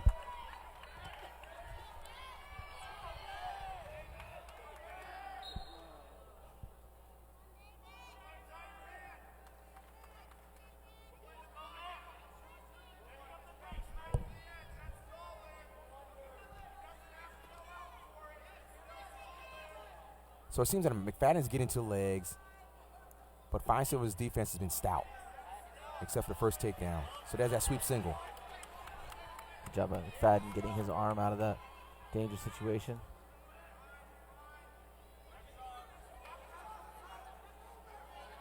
He's patient. He's going to put that leg down, trying to step over there. But Fine Silver's going to keep that ankle and try to roll it across his body. A little bit different situation here. McFadden has more time to work from this position. Let's see if he uses that to his advantage.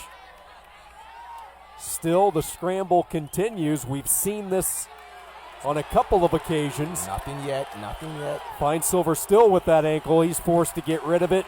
And with that extra time, he had more time to maneuver. A patient approach by McFadden. A 4-2 lead as he tries to ride out the final few seconds. And he does. Yeah, it was quite the chess match there when they were kind of figuring out how to capture ankles and whose arms over what. And as you said before, he's very patient here. He looked over to the coaching staff and said, "Coach, what do I do here?" And Coach said, "Continue to go around," and got his hips flat, stay between the legs, and got the takedown. Sean, you're right. He was very patient there. This will be a caution on Green, and they say it's on McFadden underneath. If you're unfamiliar with wrestling, 3 cautions before it's a point for the opponent. So you get a couple of cautions, warnings, and then the third time is a point. Wrestlers try to get a beat on that whistle, the anticipation. All right, Fine Silver on top for the first time. Let's see what he can do, the sophomore for Duke. Riding time is not a factor. So down only 2. Can he find a way to crack the armor that not too many guys have with McFadden? McFadden's got to keep moving now. Out of bounds we go for a fresh start in the center. 90 seconds remaining, third period.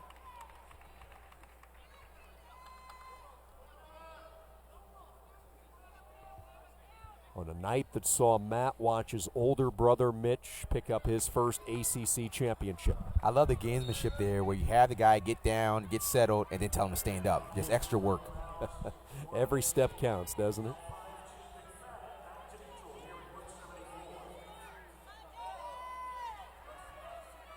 Kind of a awkwardly kind of an awkward shot from McFadden. We wish to see him explode a little harder. And A little lazy. yeah, kind of a lazy half shot. Got his arms up. Here we go again. Yeah, Fine Silver's a little bit more around the corner this time. Oh, but McFadden has his left arm underneath. Now what he can do, just stay between the legs. Well, not now.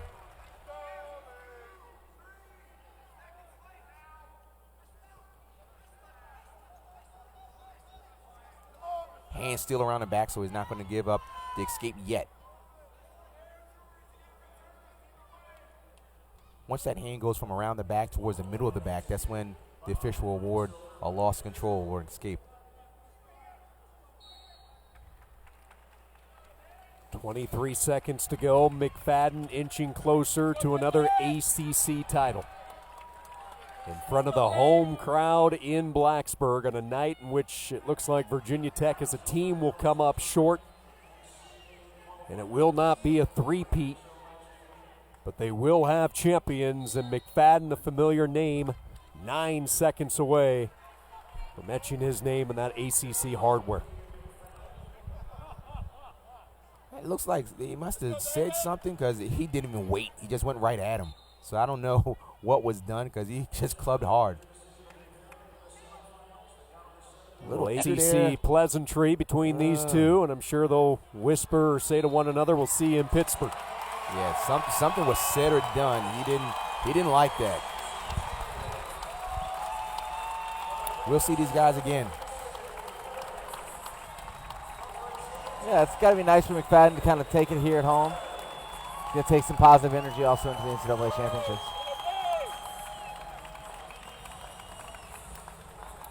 David McFadden, new weight, familiar result. That's an ACC title.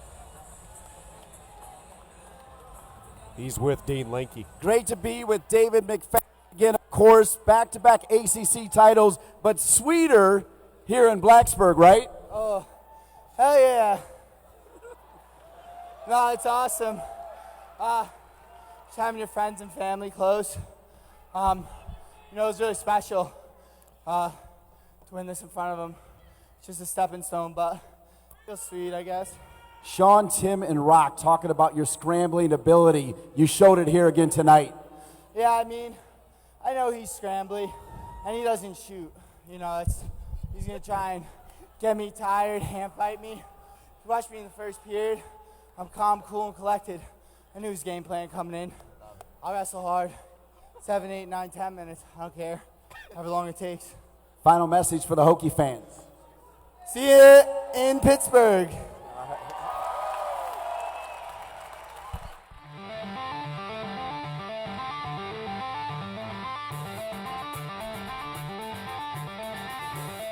Turn your attention now to the awards area for the top 3 finishers at 165 pounds. Placing third, the redshirt senior from Duke, Zach Feinsilver. In second, a redshirt sophomore from NC State, Thomas Bullard. And your ACC champion at 165, a redshirt freshman from Virginia Tech, Makai Lewis. Ladies and gentlemen, your top 3 at 165 pounds. Virginia Tech inching a little bit closer possibly to the hat trick, 65, 74, 84. They're 2 for 3, and now they look to their most experienced wrestler to try to get the job done. Zach Zavatsky looking for his 3rd ACC title, but it's new blood from Pitt in Nino Bonacorsi. The youngster 19 and 5. We talked about the resurgence of Pitt wrestling, and Bonacorsi, one of those main guys that Gavin and company will lean on heavily over the next few years. And it looks like he has a frame to put on more muscle. He has a broad chest, shoulders, and he's a freshman, so it looks like he can put on some solid strength over the next 4 years. Zach Zavatsky was a guy who wanted to be a 4-time ACC champ. He fell just short last year, losing to Pete Renda 4-0, but then, wouldn't you know it, he goes on to Cleveland, and for the first time he places on the podium as an All-American. Yeah, sometimes those short-term losses, those being upset at the ACC really can kind of focus a wrestler. Be interesting to see how this match plays out. I think you kind of have to give the edge here to Zach going in, but Bonacorsi's dangerous, creative, interesting. And he shoots a lot. Which is the hallmark right now of Pitt. I know, Rock, we saw the duel earlier, in fact, not that long ago, where Bonacorsi shut down Nick Reenan 8-0. He was just dominant in that match. That's the type of effort that Pitt's hoping for. Bonacorsi is to slow down Zavatsky tonight in front of this hostile environment full of Hokie fans hoping for another ACC champ. Bonacorsi out of Bethel Park, Pennsylvania. He was a 2-time Pennsylvania runner-up.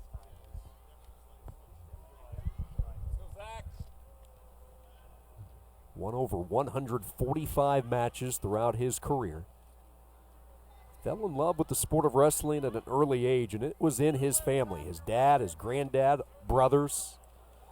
He was taken around to a lot of tournaments when he was young. And the decision to come to Pitt, very, very easy. His dad wrestled there. His brother Nick went to Pitt, started a few years ago. So he had the blue and gold in him for quite some time. I like their throwback singlets. Yeah, I thought those were sharp. Noticed that earlier. Reminds me when Pat Santoro was there.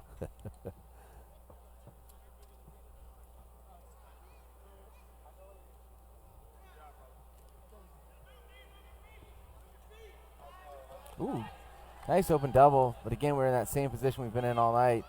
Different wrestlers. He's going to see Zavatsky's very strong. He's just kind of pinching his hips, which is shutting down a lot of the options that Bonacorsi has to finish here. He wants to pull that down. He wants to get to the opposite ankle, but Zavatsky does a really good job. Heavy hips, tight thighs, pinching the head, and recovers to a more solid defensive position.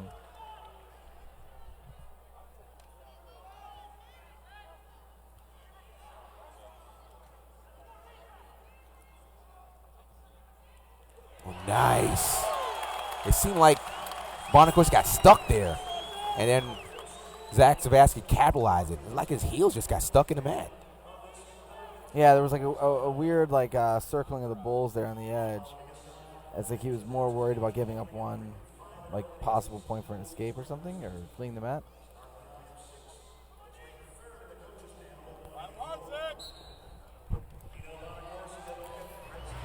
So even though Zavatsky was out of bounds, he slipped. There it was. He slipped a little bit, and the opportunistic Zavatsky ran right through him off the double. Got a feeling that's not the last offensive points we're going to see scored tonight. There you go. Keep him flat.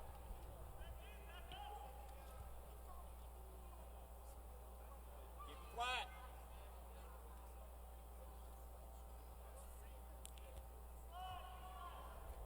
That was nice. He was sitting on the ankle and went back and lifted it to get the leg in. I really like when guys don't sit on the ankle. They use it as a way to move to the secondary pinning combination. Got banked for stalling with 5 seconds left. Good ride, good ride. Zavatsky with a solid finish to that first period, a 2-0 lead for the All-American a year ago. Made it all the way to the semifinals, ended up 6th in the country. He has looked really good throughout the start of the season and throughout the course of the year here in 2019. Took 4th at the Keene Invitational in Vegas, which is always a good measuring stick as you get matched up against some of the best in the country. This is a critical time in the match because Zavatsky, if he scores here, he opens it up. And certainly if Bonacorsi scores here, he closes it to a 1-point match.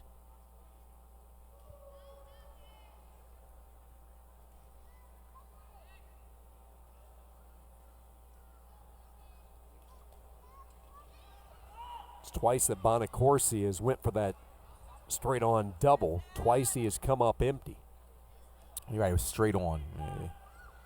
Didn't really create much of a motion, just went in.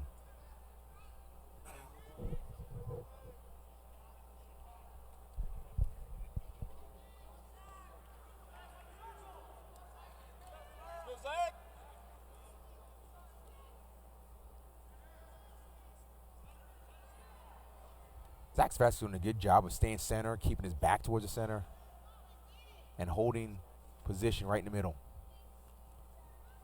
Bonacorsi has the right level of aggression, but as he changes angles, he's kind of pulling away. He's not kind of pushing and pulling.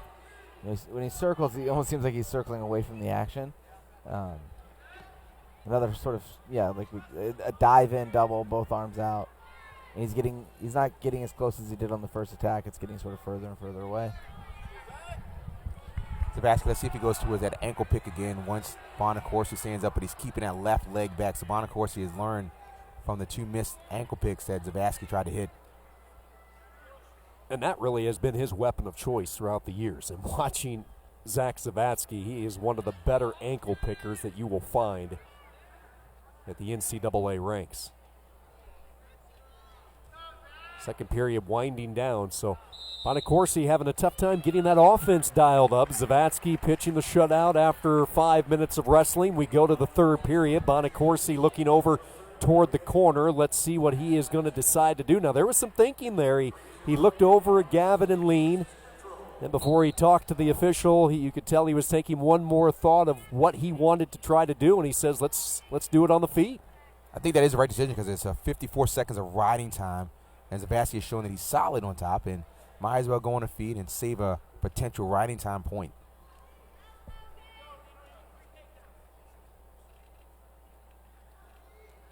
Let's see how Bonacorsi, see how he figures out to close the gap. by not doing so. He's doing kind of the same thing. He's just kind of diving forward a little bit. He's got to keep set up. Yeah, he's got to find a setup that will work for him.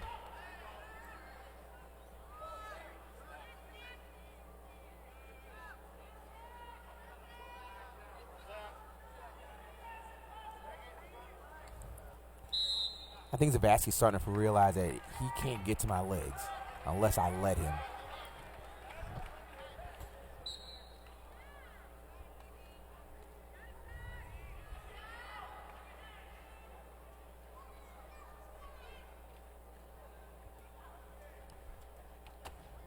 Stalling call this time on Zavatsky. See Bonacorsi stumble a bit. And out of bounds they go, and now Bonacorsi gets called for stepping out of bounds, and that's a point for Zavatsky, so a 4-0 lead. Unfortunately, that's the rule. He lost his balance, could not regather at a time before both feet were out of bounds, and it cost him a point. 38 seconds remaining. Zavatsky inching a little bit closer to ACC title number 3. He's doing a good job of just staying there and waiting for Bonacorsi to come to him. He's not going to chase but too far. He stays around the ACC logo.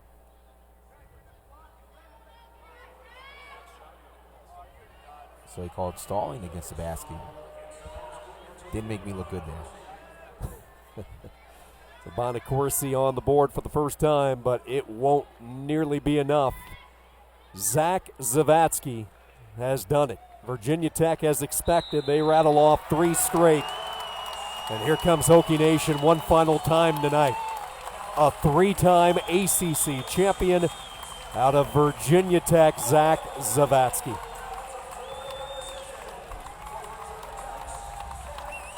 It has been a remarkable career, a heartfelt thank you from this elite athlete as you see the appreciation not just from the fans, but the student athlete. Coach Roby and company, as Zavatsky has wrestled his final match here inside Cassell Coliseum. I'm sure a whirlwind of emotion.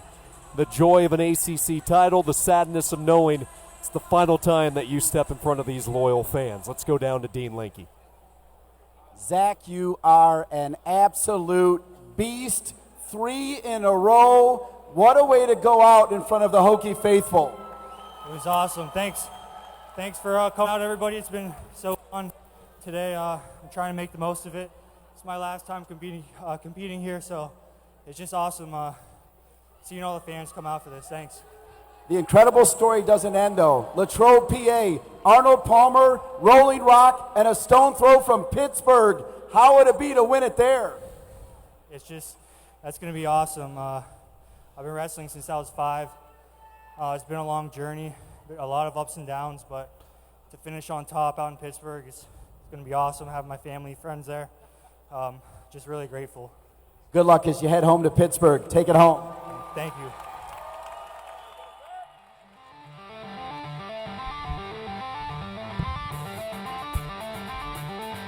And now, ladies and gentlemen, time to honor our top 3 place winners at 174 pounds. In third place, from NC State, redshirt sophomore, Daniel Bullard. In second place, from Duke, sophomore, Matt Feinsilver. And your ACC champion at 174 from Virginia Tech, redshirt junior, David McFadden. Ladies and gentlemen, your top 3 at 174. Certainly is a murderer's row for Virginia Tech. They crowned 3 ACC champions, Lewis, McFadden, and Zavatsky. Let's bump to 197. Virginia has an ACC title tonight. That came from Mueller at 25.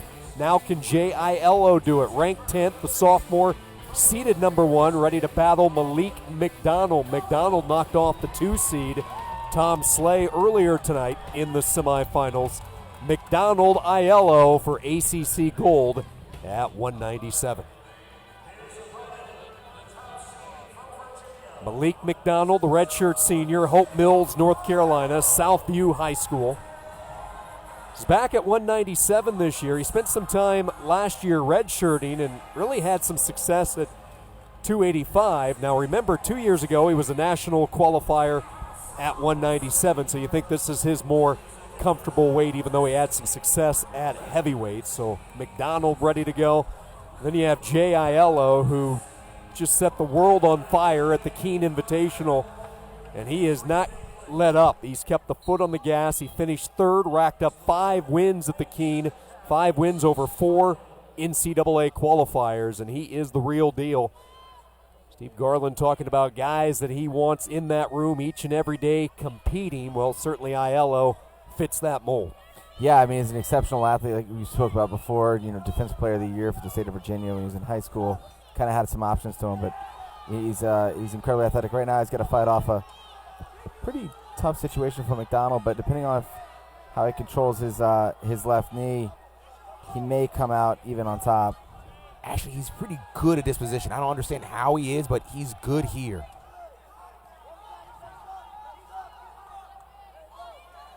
Kind of rotated through on his own funk. He's got to get his foot down on the mat.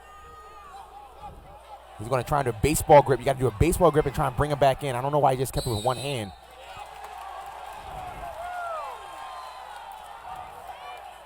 Off the mat, stall call. Papalizio disagrees. He's saying he's circling around to reposition.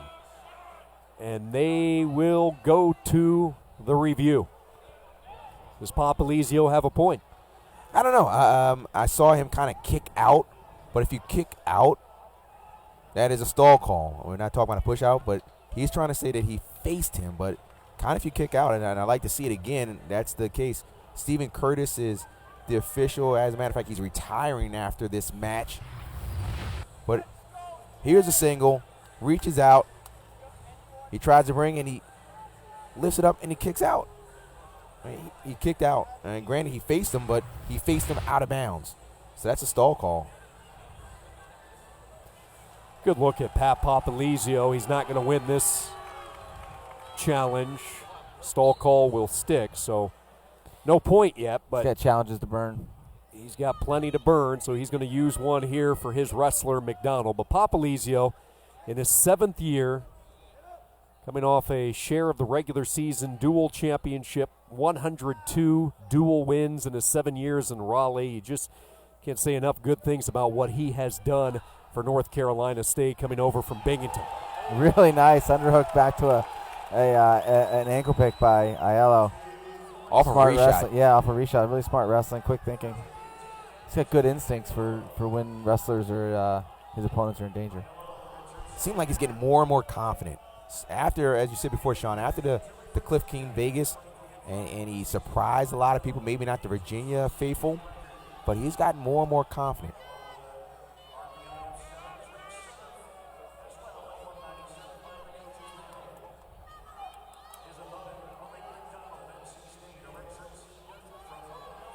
He's got to be careful. He does this in a couple of matches where he gets to his hip when he's trying to get a turn on top, and he means well by it, but if he doesn't have like a solid turn to go to, then there's not much reason to go down to your hip. You should always keep your hips flat to the mat.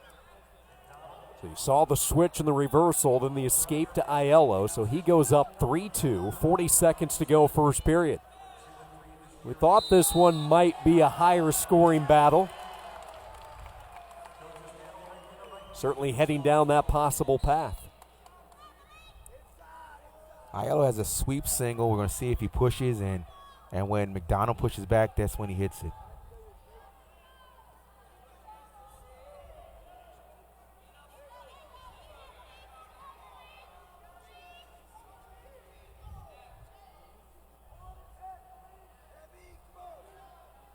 Short time. I doubt if anyone does anything worthwhile of committing.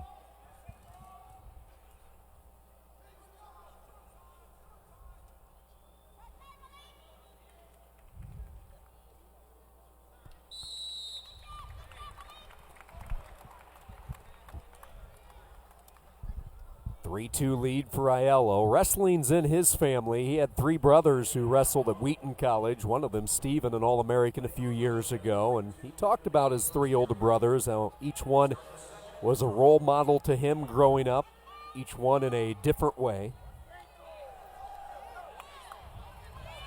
He certainly has aspirations of becoming an All-American at UVA, but he's in some trouble now. McDonald deep on a shot. Can he finish it off at the edge of the mat? Has that right foot still in there. Aiello close to getting away. That's good defense right there. Now he's got to break the hip down if he wants to get the cradle. Right now he's in the splits. That's not a takedown. His toe was out of bounds. Well, actually hit the floor. Once your toes hit the floor, the hardwood floor, it's dead wrestling.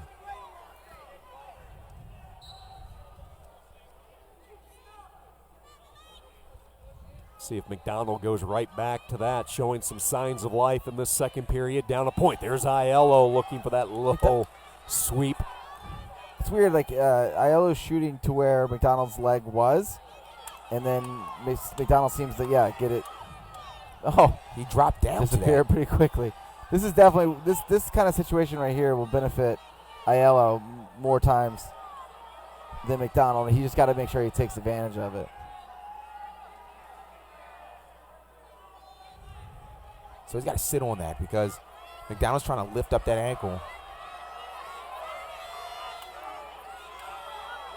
And McDonald goes out in front. He's able to finish the 2 in a 4-3 lead. Quick stand up by Aiello. Tries to roll through. McDonald sticks with him. So Aiello's doing something you see young wrestlers do every once in a while, which is just over-wrestle situations. And, he's well in the position where he can secure an escape, for example, just get back to his feet. And it's obvious that he has nice takedown attempts and everything. He just keeps over-wrestling positions. In this position was a good example, too. McDonald was pulling his ankle earlier in the scramble. He's got McDonald on his butt, and then all of a sudden he just chose to sit to his butt because he didn't like the pressure on his ankle. But there was actually no danger of him being taken down until he did that. He's kind of over-wrestling. He's over-scrambling. He's not securing positions when he can. Pretty important here for Malik to keep Aiello down, and likewise Aiello to get a point. Aiello is away. We are tied at 4. There is not Good one shot. single second of riding time. There comes McDonald again. Does he have time to get 2? He does. Malik McDonald submarining his way in for 2. So a rash of points in the final 10 seconds. Holy cow. You're supposed to keep wrestling. You're not supposed to back off and say we're just going to go to third period. So he shot him with the double, cut the corner, and then he locked around by application. That's a takedown, even though the head isn't to the outside. So I'm wondering what they're looking at right now. I think Steve challenged to see, or Coach Garland's challenged to see if the head. I think he thinks that the head wasn't popped out. And I think that's what he thinks is determining whether or not it's a takedown. Probably another challenge just to use. Might as well. The Paulson brothers, the assistant coaches for Virginia, with some words for Aiello, not liking what they saw in those final closing seconds of the second period, is Malik McDonald wrestling the full 2 minutes, able to get the takedown and see if that call stands. I believe it did. It does. So a 2-point. If I recall correctly, when they wrestled in dual meet, Aiello pinned McDonald. So we march into the third, a good one for the title at 197. NC State looking for their third ACC champ. UVA hoping to crown their second tonight. It's got a tight waist. You can't turn into a tight waist. You have to let your left hip down and trying to get that hand on your navel, not across your body.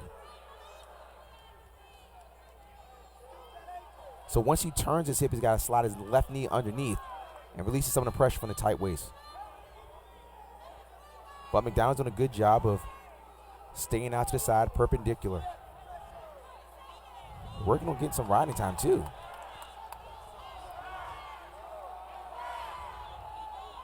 He's 10 seconds away from getting that above a minute, but Aiello sensing gets away, and now he's down a point. Riding time still not a factor. Can Aiello find a way to get 2? This is pretty big for Aiello when it comes to seeding. Good motion by McDonald. He just kept spinning and chasing. Scoring opportunity. Aiello rolls through. They give 2 to McDonald. I think did he get 2 swipes there? He did, and he's going to get a second set of swipes. Brick comes in for UVA. They're going to sort out this mess in a moment. Give 2 on the takedown, 2 more on the near fall, and McDonald goes up 10-5. And here comes the challenge from the Virginia quarter. So we have here, so at that point, there's the back points. He's going to a neck bridge. That looked like it was, but I think the Paulson said, hey, look, we got these bricks. We might as well use them. I think they thought it was a quick 2 call as soon as because he went for the roll, and as soon as he touched, they called the 2. But and that's the problem. We don't know what they're questioning. And like you said, Tim, some of the stuff that Aiello's doing is, rolling and reaching back, switching, and McDonald's just been solid. He's been solid, systematically going after him, wrestling throughout the whole situation, and they have not changed the score. Still 10-5. 10-5 riding time. McDonald's looking good.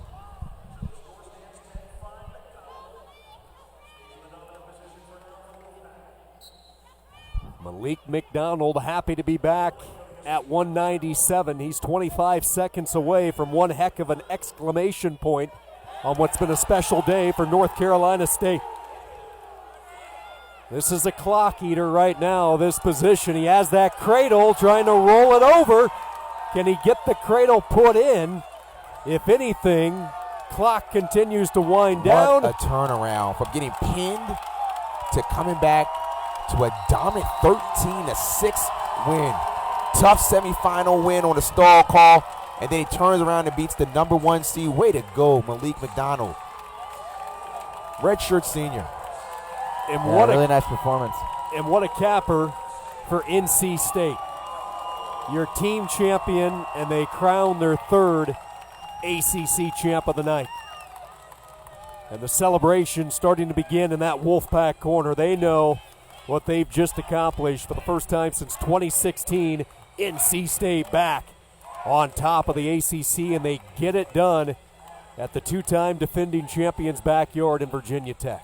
You got to love when a redshirt senior wins it, going through the program, believing in the program. Easily could have left after 4 years, but he said, I'm going to continue to wrestle, bring down my weight. Well done. Well done. This should be some fun sounds coming from Malik McDonald. He's with our Dean Linke.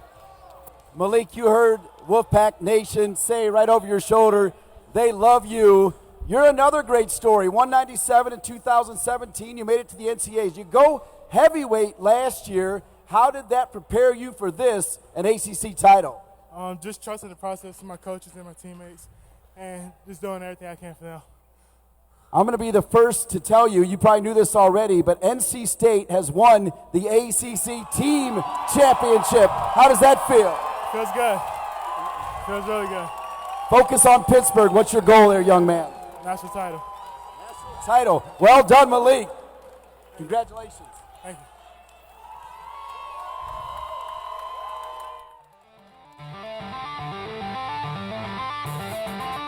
Time now to turn our attention to the awards area to recognize our top 3 at 184 pounds. Finishing 3rd at 184, redshirt sophomore from NC State, Nick Reenan. In 2nd, a redshirt freshman from Pittsburgh, Nino Bonacorsi. And introducing your ACC champion at 184, redshirt senior from Virginia Tech, Zach Zavetsky.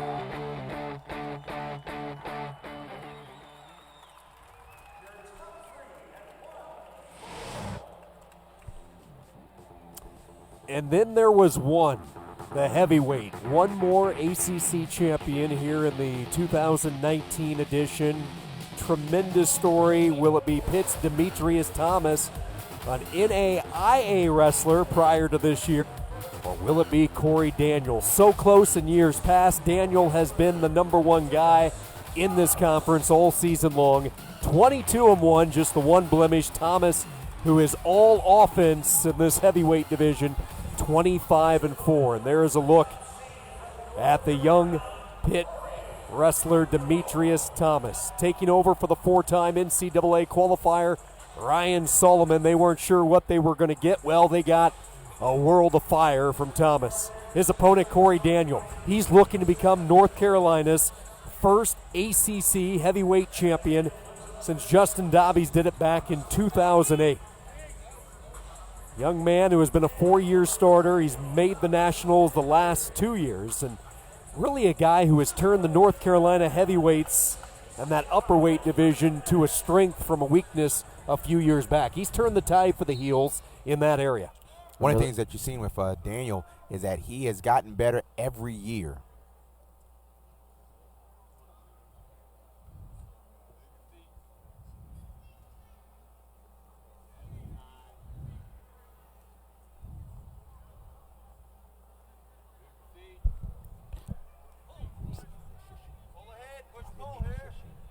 I didn't mean to shush you.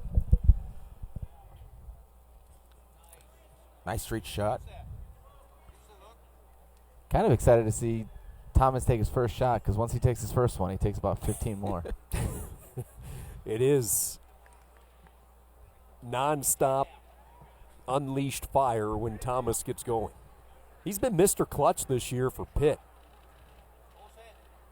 A couple of times he's come up where the matches were split down the middle, and he has brought the score to Pitt's favor with a bonus point win. It just seems like he has been Mr. Clutch throughout the course of the year, coming up with those bonus points when Pitt has needed them most. And a win here would push them into 4th place above Duke.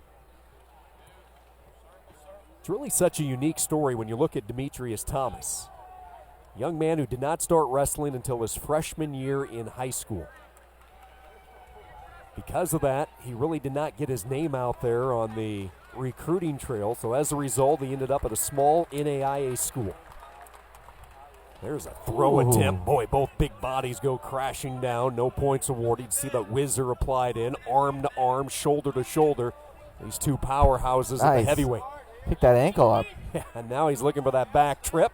Nice defense there. Incredible.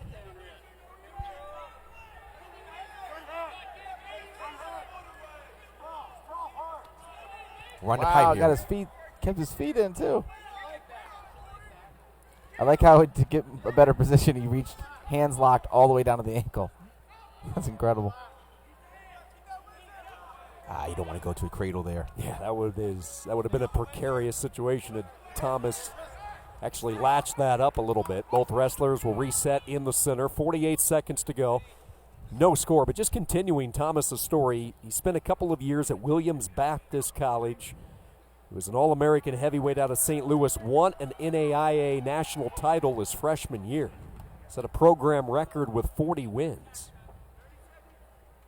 And it's all about connections, as you were telling me earlier in the day, Rock, with his eventual path to Pitt.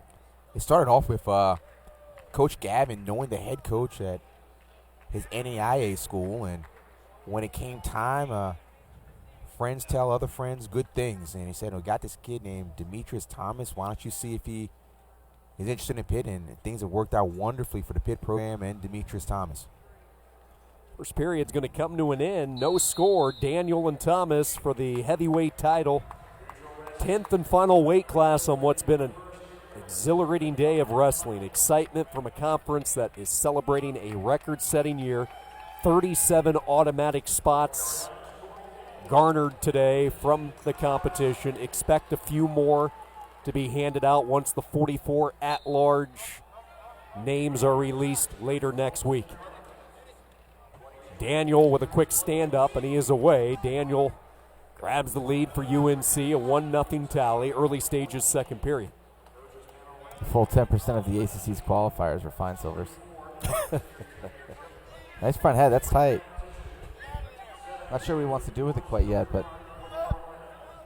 you could do a little knee tap right there. Yeah.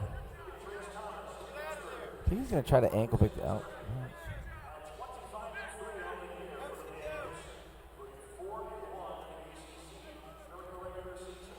Corey Daniel, he wrestled a school in Maryland called River Hill, where their head coach was Brandon Lahr, who was an All-American at West Virginia. So he was prepping for college wrestling as a freshman in high school. It's his 4th year in the lineup as North Carolina starter at heavyweight. He was an ACC runner-up a year ago, losing 8-4 to Jacob Casper of Duke. This has been a goal of his since he stepped inside push that double. room. Going to finish that. Oh, wow. Twirling out of harm's way is Stall. Daniel. He'll get hit with the stall, but that's better than giving up the 2, so he'll take that exchange. That's a freight train I double. can't believe can't believe he stepped out of that. That's pretty impressive.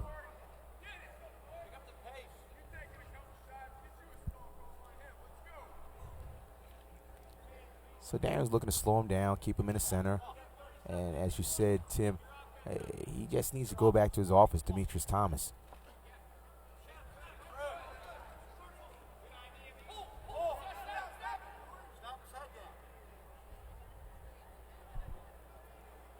Pretty exciting 1-0 match so far. That's what I was thinking. It really is.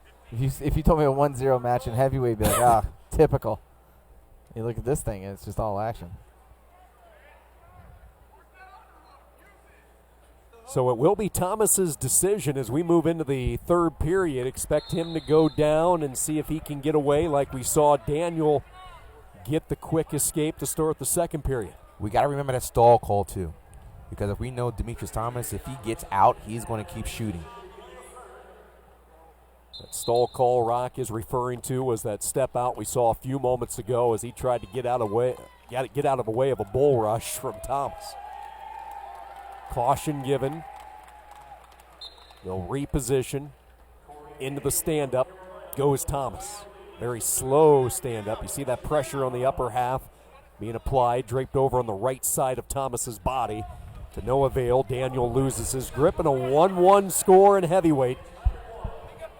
Riding time not a factor. The stall calls are 1-0. Remember, Daniel was tagged with that. Here comes that straight-on double again. Can Thomas finish? No, he cannot. Boy, he's been really close.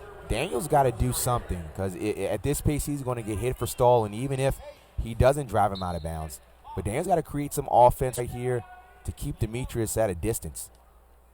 Yeah, I don't think he's taking a shot quite yet.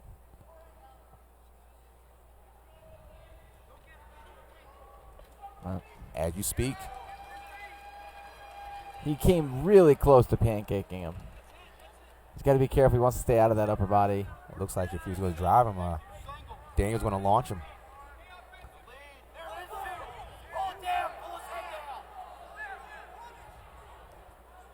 We got 1 minute left. Let's see what happens. Can we end this tournament on a bang?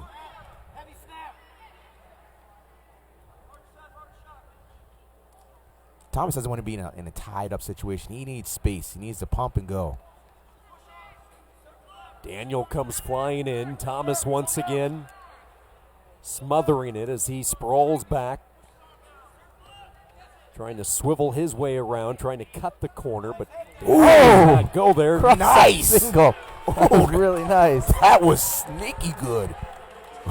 You don't see a lot of that from a front headlock opposite side ankle. That was really impressive. He's watching lightweights wrestle. That was sneaky good. Man. I think that's an NAIA trick from his days at William Baptist. Williams Baptist teaching some moves. Just 16 seconds. Got to be careful here.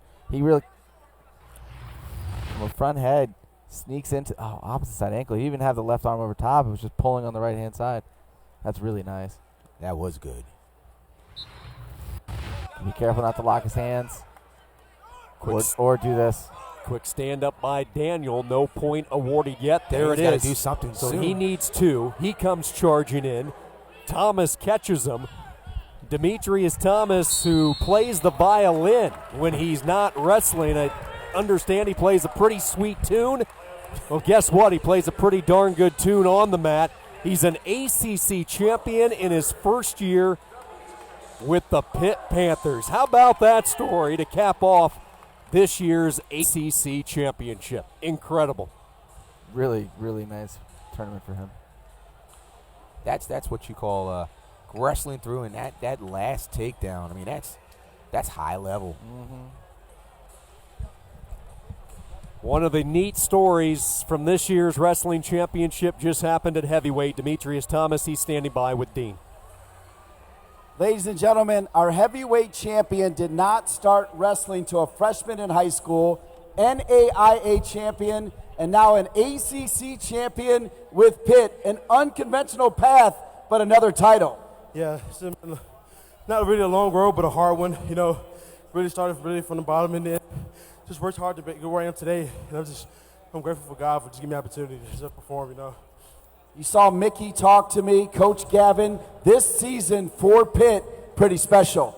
Yeah, it's really special, especially getting to, you know, perform at home. It's great to have the whole city behind us, and it's special for a few of our guys who are from that area who get to perform in front of a home crowd. So it's just all together in a big bundle, just a lot of excitement. It's going to be special for Pitt. You enjoy it, okay? Thank you. I will. All right, congratulations. Well done.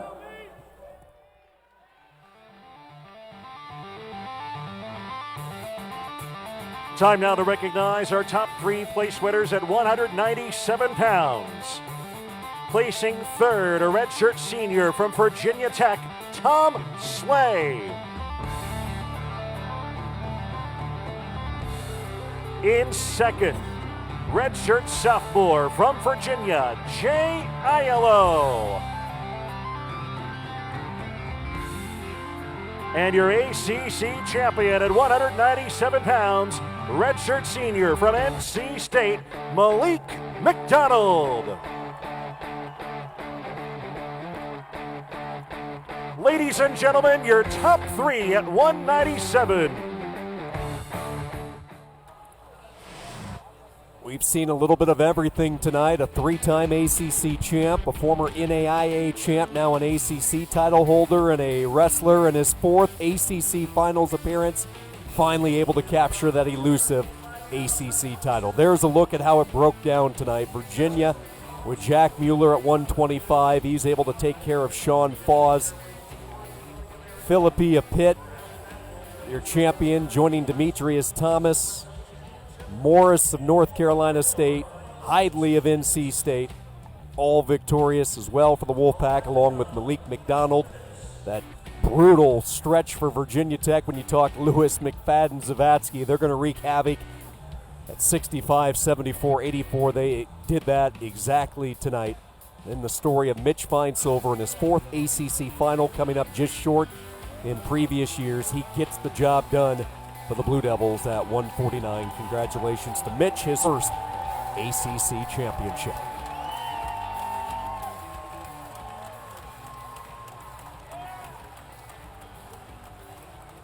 Celebration just getting started.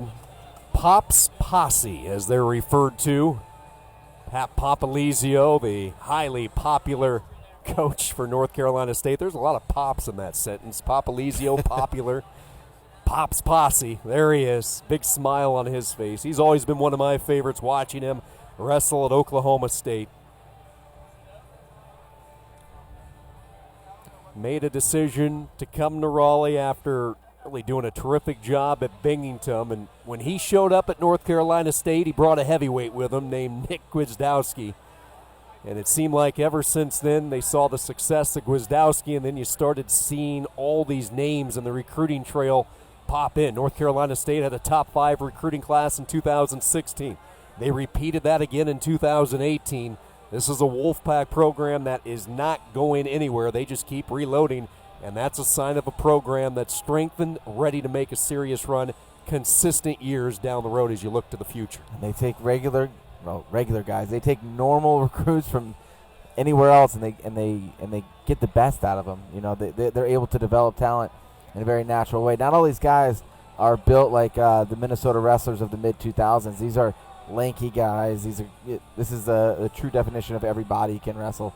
And I think we've seen Coach Papalizio do a really good job of inspiring them and moving them towards, you know, what their best results are. And, you know, I think to a person, they're also kind of a good group of guys. You can see a lot of big smiles on their face. They're obviously very happy with the outcome of today.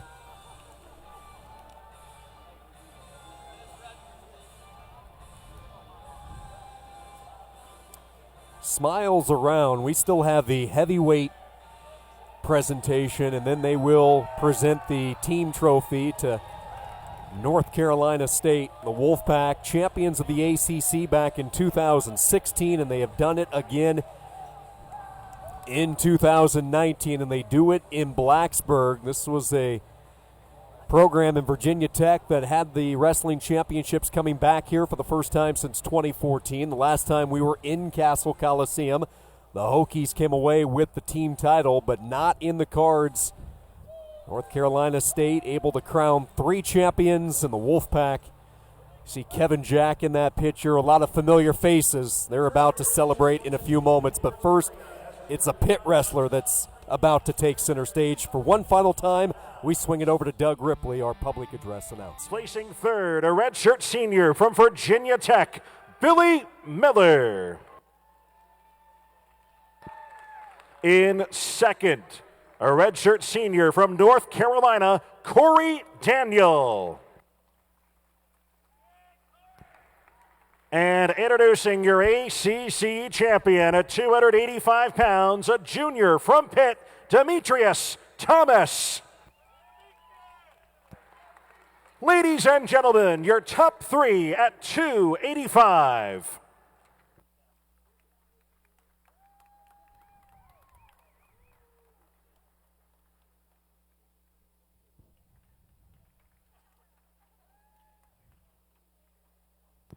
Ladies and gentlemen, keep your attention toward the awards area as we begin our championship ceremony. Presenting the awards tonight are members of the ACC Wrestling Committee, Chris Helms, Vince Illy, and Jen Toscano. First, we will present the championship's most valuable wrestler.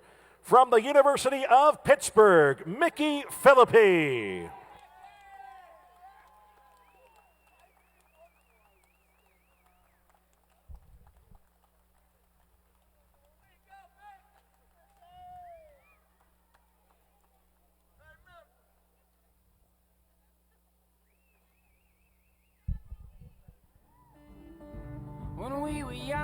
And in ascending order, your team results for the 2019 ACC Wrestling Championships. In 6th place with 27.5, the Virginia Cavaliers. Finishing 5th with 39 points, the Duke Blue Devils. In 4th place with 41 points as a team, the Pitt Panthers. In 3rd place with 47.5 points, the North Carolina Tar Heels. In 2nd place with 86 points as a team, the Virginia Tech Hokies. And now, introducing the members of the 2019 ACC Wrestling Champion from NC State. When your name is called, please come forward to receive your individual awards. Introducing the Wolfpack, Sean Faust. And again, when your name is called, please step forward. Sean Faust. Tariq Wilson.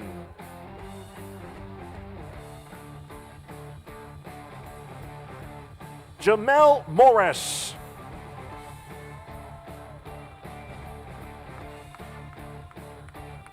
Justin Oliver.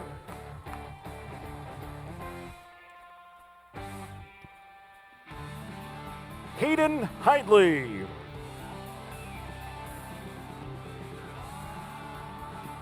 Thomas Bullard.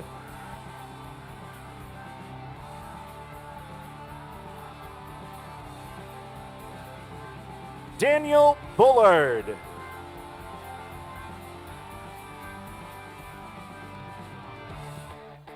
Nick Reenan.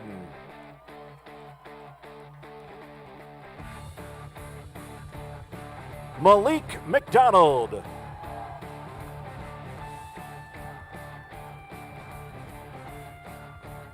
Deontay Wilson.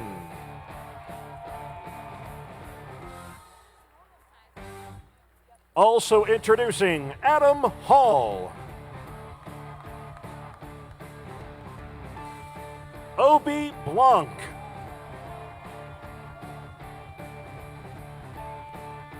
Johnny Vinson.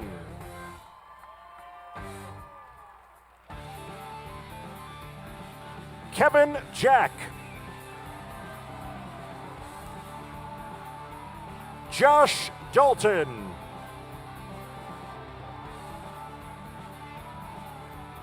Melissa Simmons.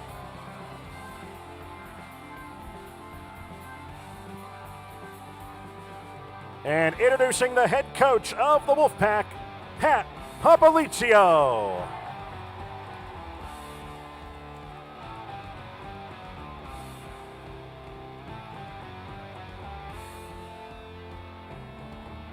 Ladies and gentlemen, your 2019 Atlantic Coast Conference team champions, the North Carolina State Wolfpack, with 93.5 points in this year's championship.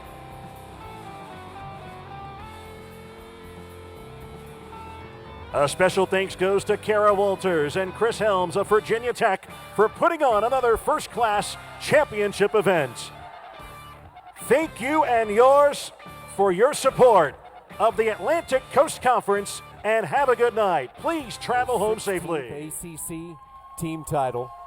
The last time they did it back in 2016, North Carolina State. It's a sweep for the Wolfpack in 2019. They were co-champions during the dual portion of the season, and now in Blacksburg, they come to the backyard of Virginia Tech, and North Carolina State is able to get it done. Congratulations to Pat Papalizio and the Wolfpack Nation in a good showing here today. They celebrate the ACC title. And Tim, just getting closing thoughts before we hear from Coach Papalizio. What stood out to you at this year's championship? I think, well, especially Virginia Tech's effort, but I think they did a great job throughout. But then also you have to look at NC State in their technical proficiency and not getting themselves into any trouble, and the wrestlers seemed each prepared for what they were doing. Let's hear from the Wolfpack head man, Pat Papalizio, North Carolina State, your ACC champs. He's with Dean Pat, Lincoln. great to be with you, and we wanted this shot because it's one thing to win your second ACC title in 7 years. It's another thing to come into Hokie land, but Wolfpack Nation was behind you. What does it mean? A lot, a ton. We're starting to grow some of the best fans in the country right now, and it's showing. The energy that they bring, our guys feel it, and it's taking a lot of pride in what's going on in Raleigh. 9 wrestlers headed to Pittsburgh to represent NC State. Absolutely, and coming out of this conference, one of the toughest conferences in the country, it's a statement made for this team, and looking forward to what these guys can do out in Pittsburgh. A big statement, not just about ACC champions. You put NC State on the national map. Why did you know you could do it? We got a lot of great people working within our whole program. We got one of the best ADs in the country. She's been phenomenal, helping and supporting us. Our fan base is growing. We got a lot of positive things going on in Raleigh, and it continues to kind of keep momentum going in the right direction right now, and these guys know it. They take a lot of pride in it, and it shows out there when they're competing. They're relentless in their whole demeanor and how they're going out there and showing that they can win. What about some of your athletes that haven't even started in past years winning ACC titles? Unbelievable story for Jamel Morris. You know, coming in halfway through the lineup this year has been a little bit of a roller coaster for us, and coming out on a high note right now towards the end of the season has been phenomenal. But he's been a blessing for our program right now because we thought we were going to lose a big drop as an athlete goes, and he steps right up and takes over and wins an ACC title tonight. One final message for Wolfpack Nation from you. Best in the country, and these guys take a ton of pride. Go Pack. Congrats on your ACC title. Sean, Tim, and Rock, you've been outstanding. Bring it home. Dean, always so fun to hear the comments. Matt Side, North Carolina State, your ACC champions. This was a day in which the ACC knew it was going to be a record-setting performance. 37 automatic bids to Pittsburgh in a couple of weeks. They'll add more spots over the next week with the 44 at-large. 10 ACC champions, a 3-time champ, a handful of first-timers, and oh yeah, North Carolina State back on top of the pack. The Wolfpack in Blacksburg, your 2019 ACC champs. For Tim Foley, Rock Harrison, Dean Linke, this is Sean Kinney saying so long from Blacksburg.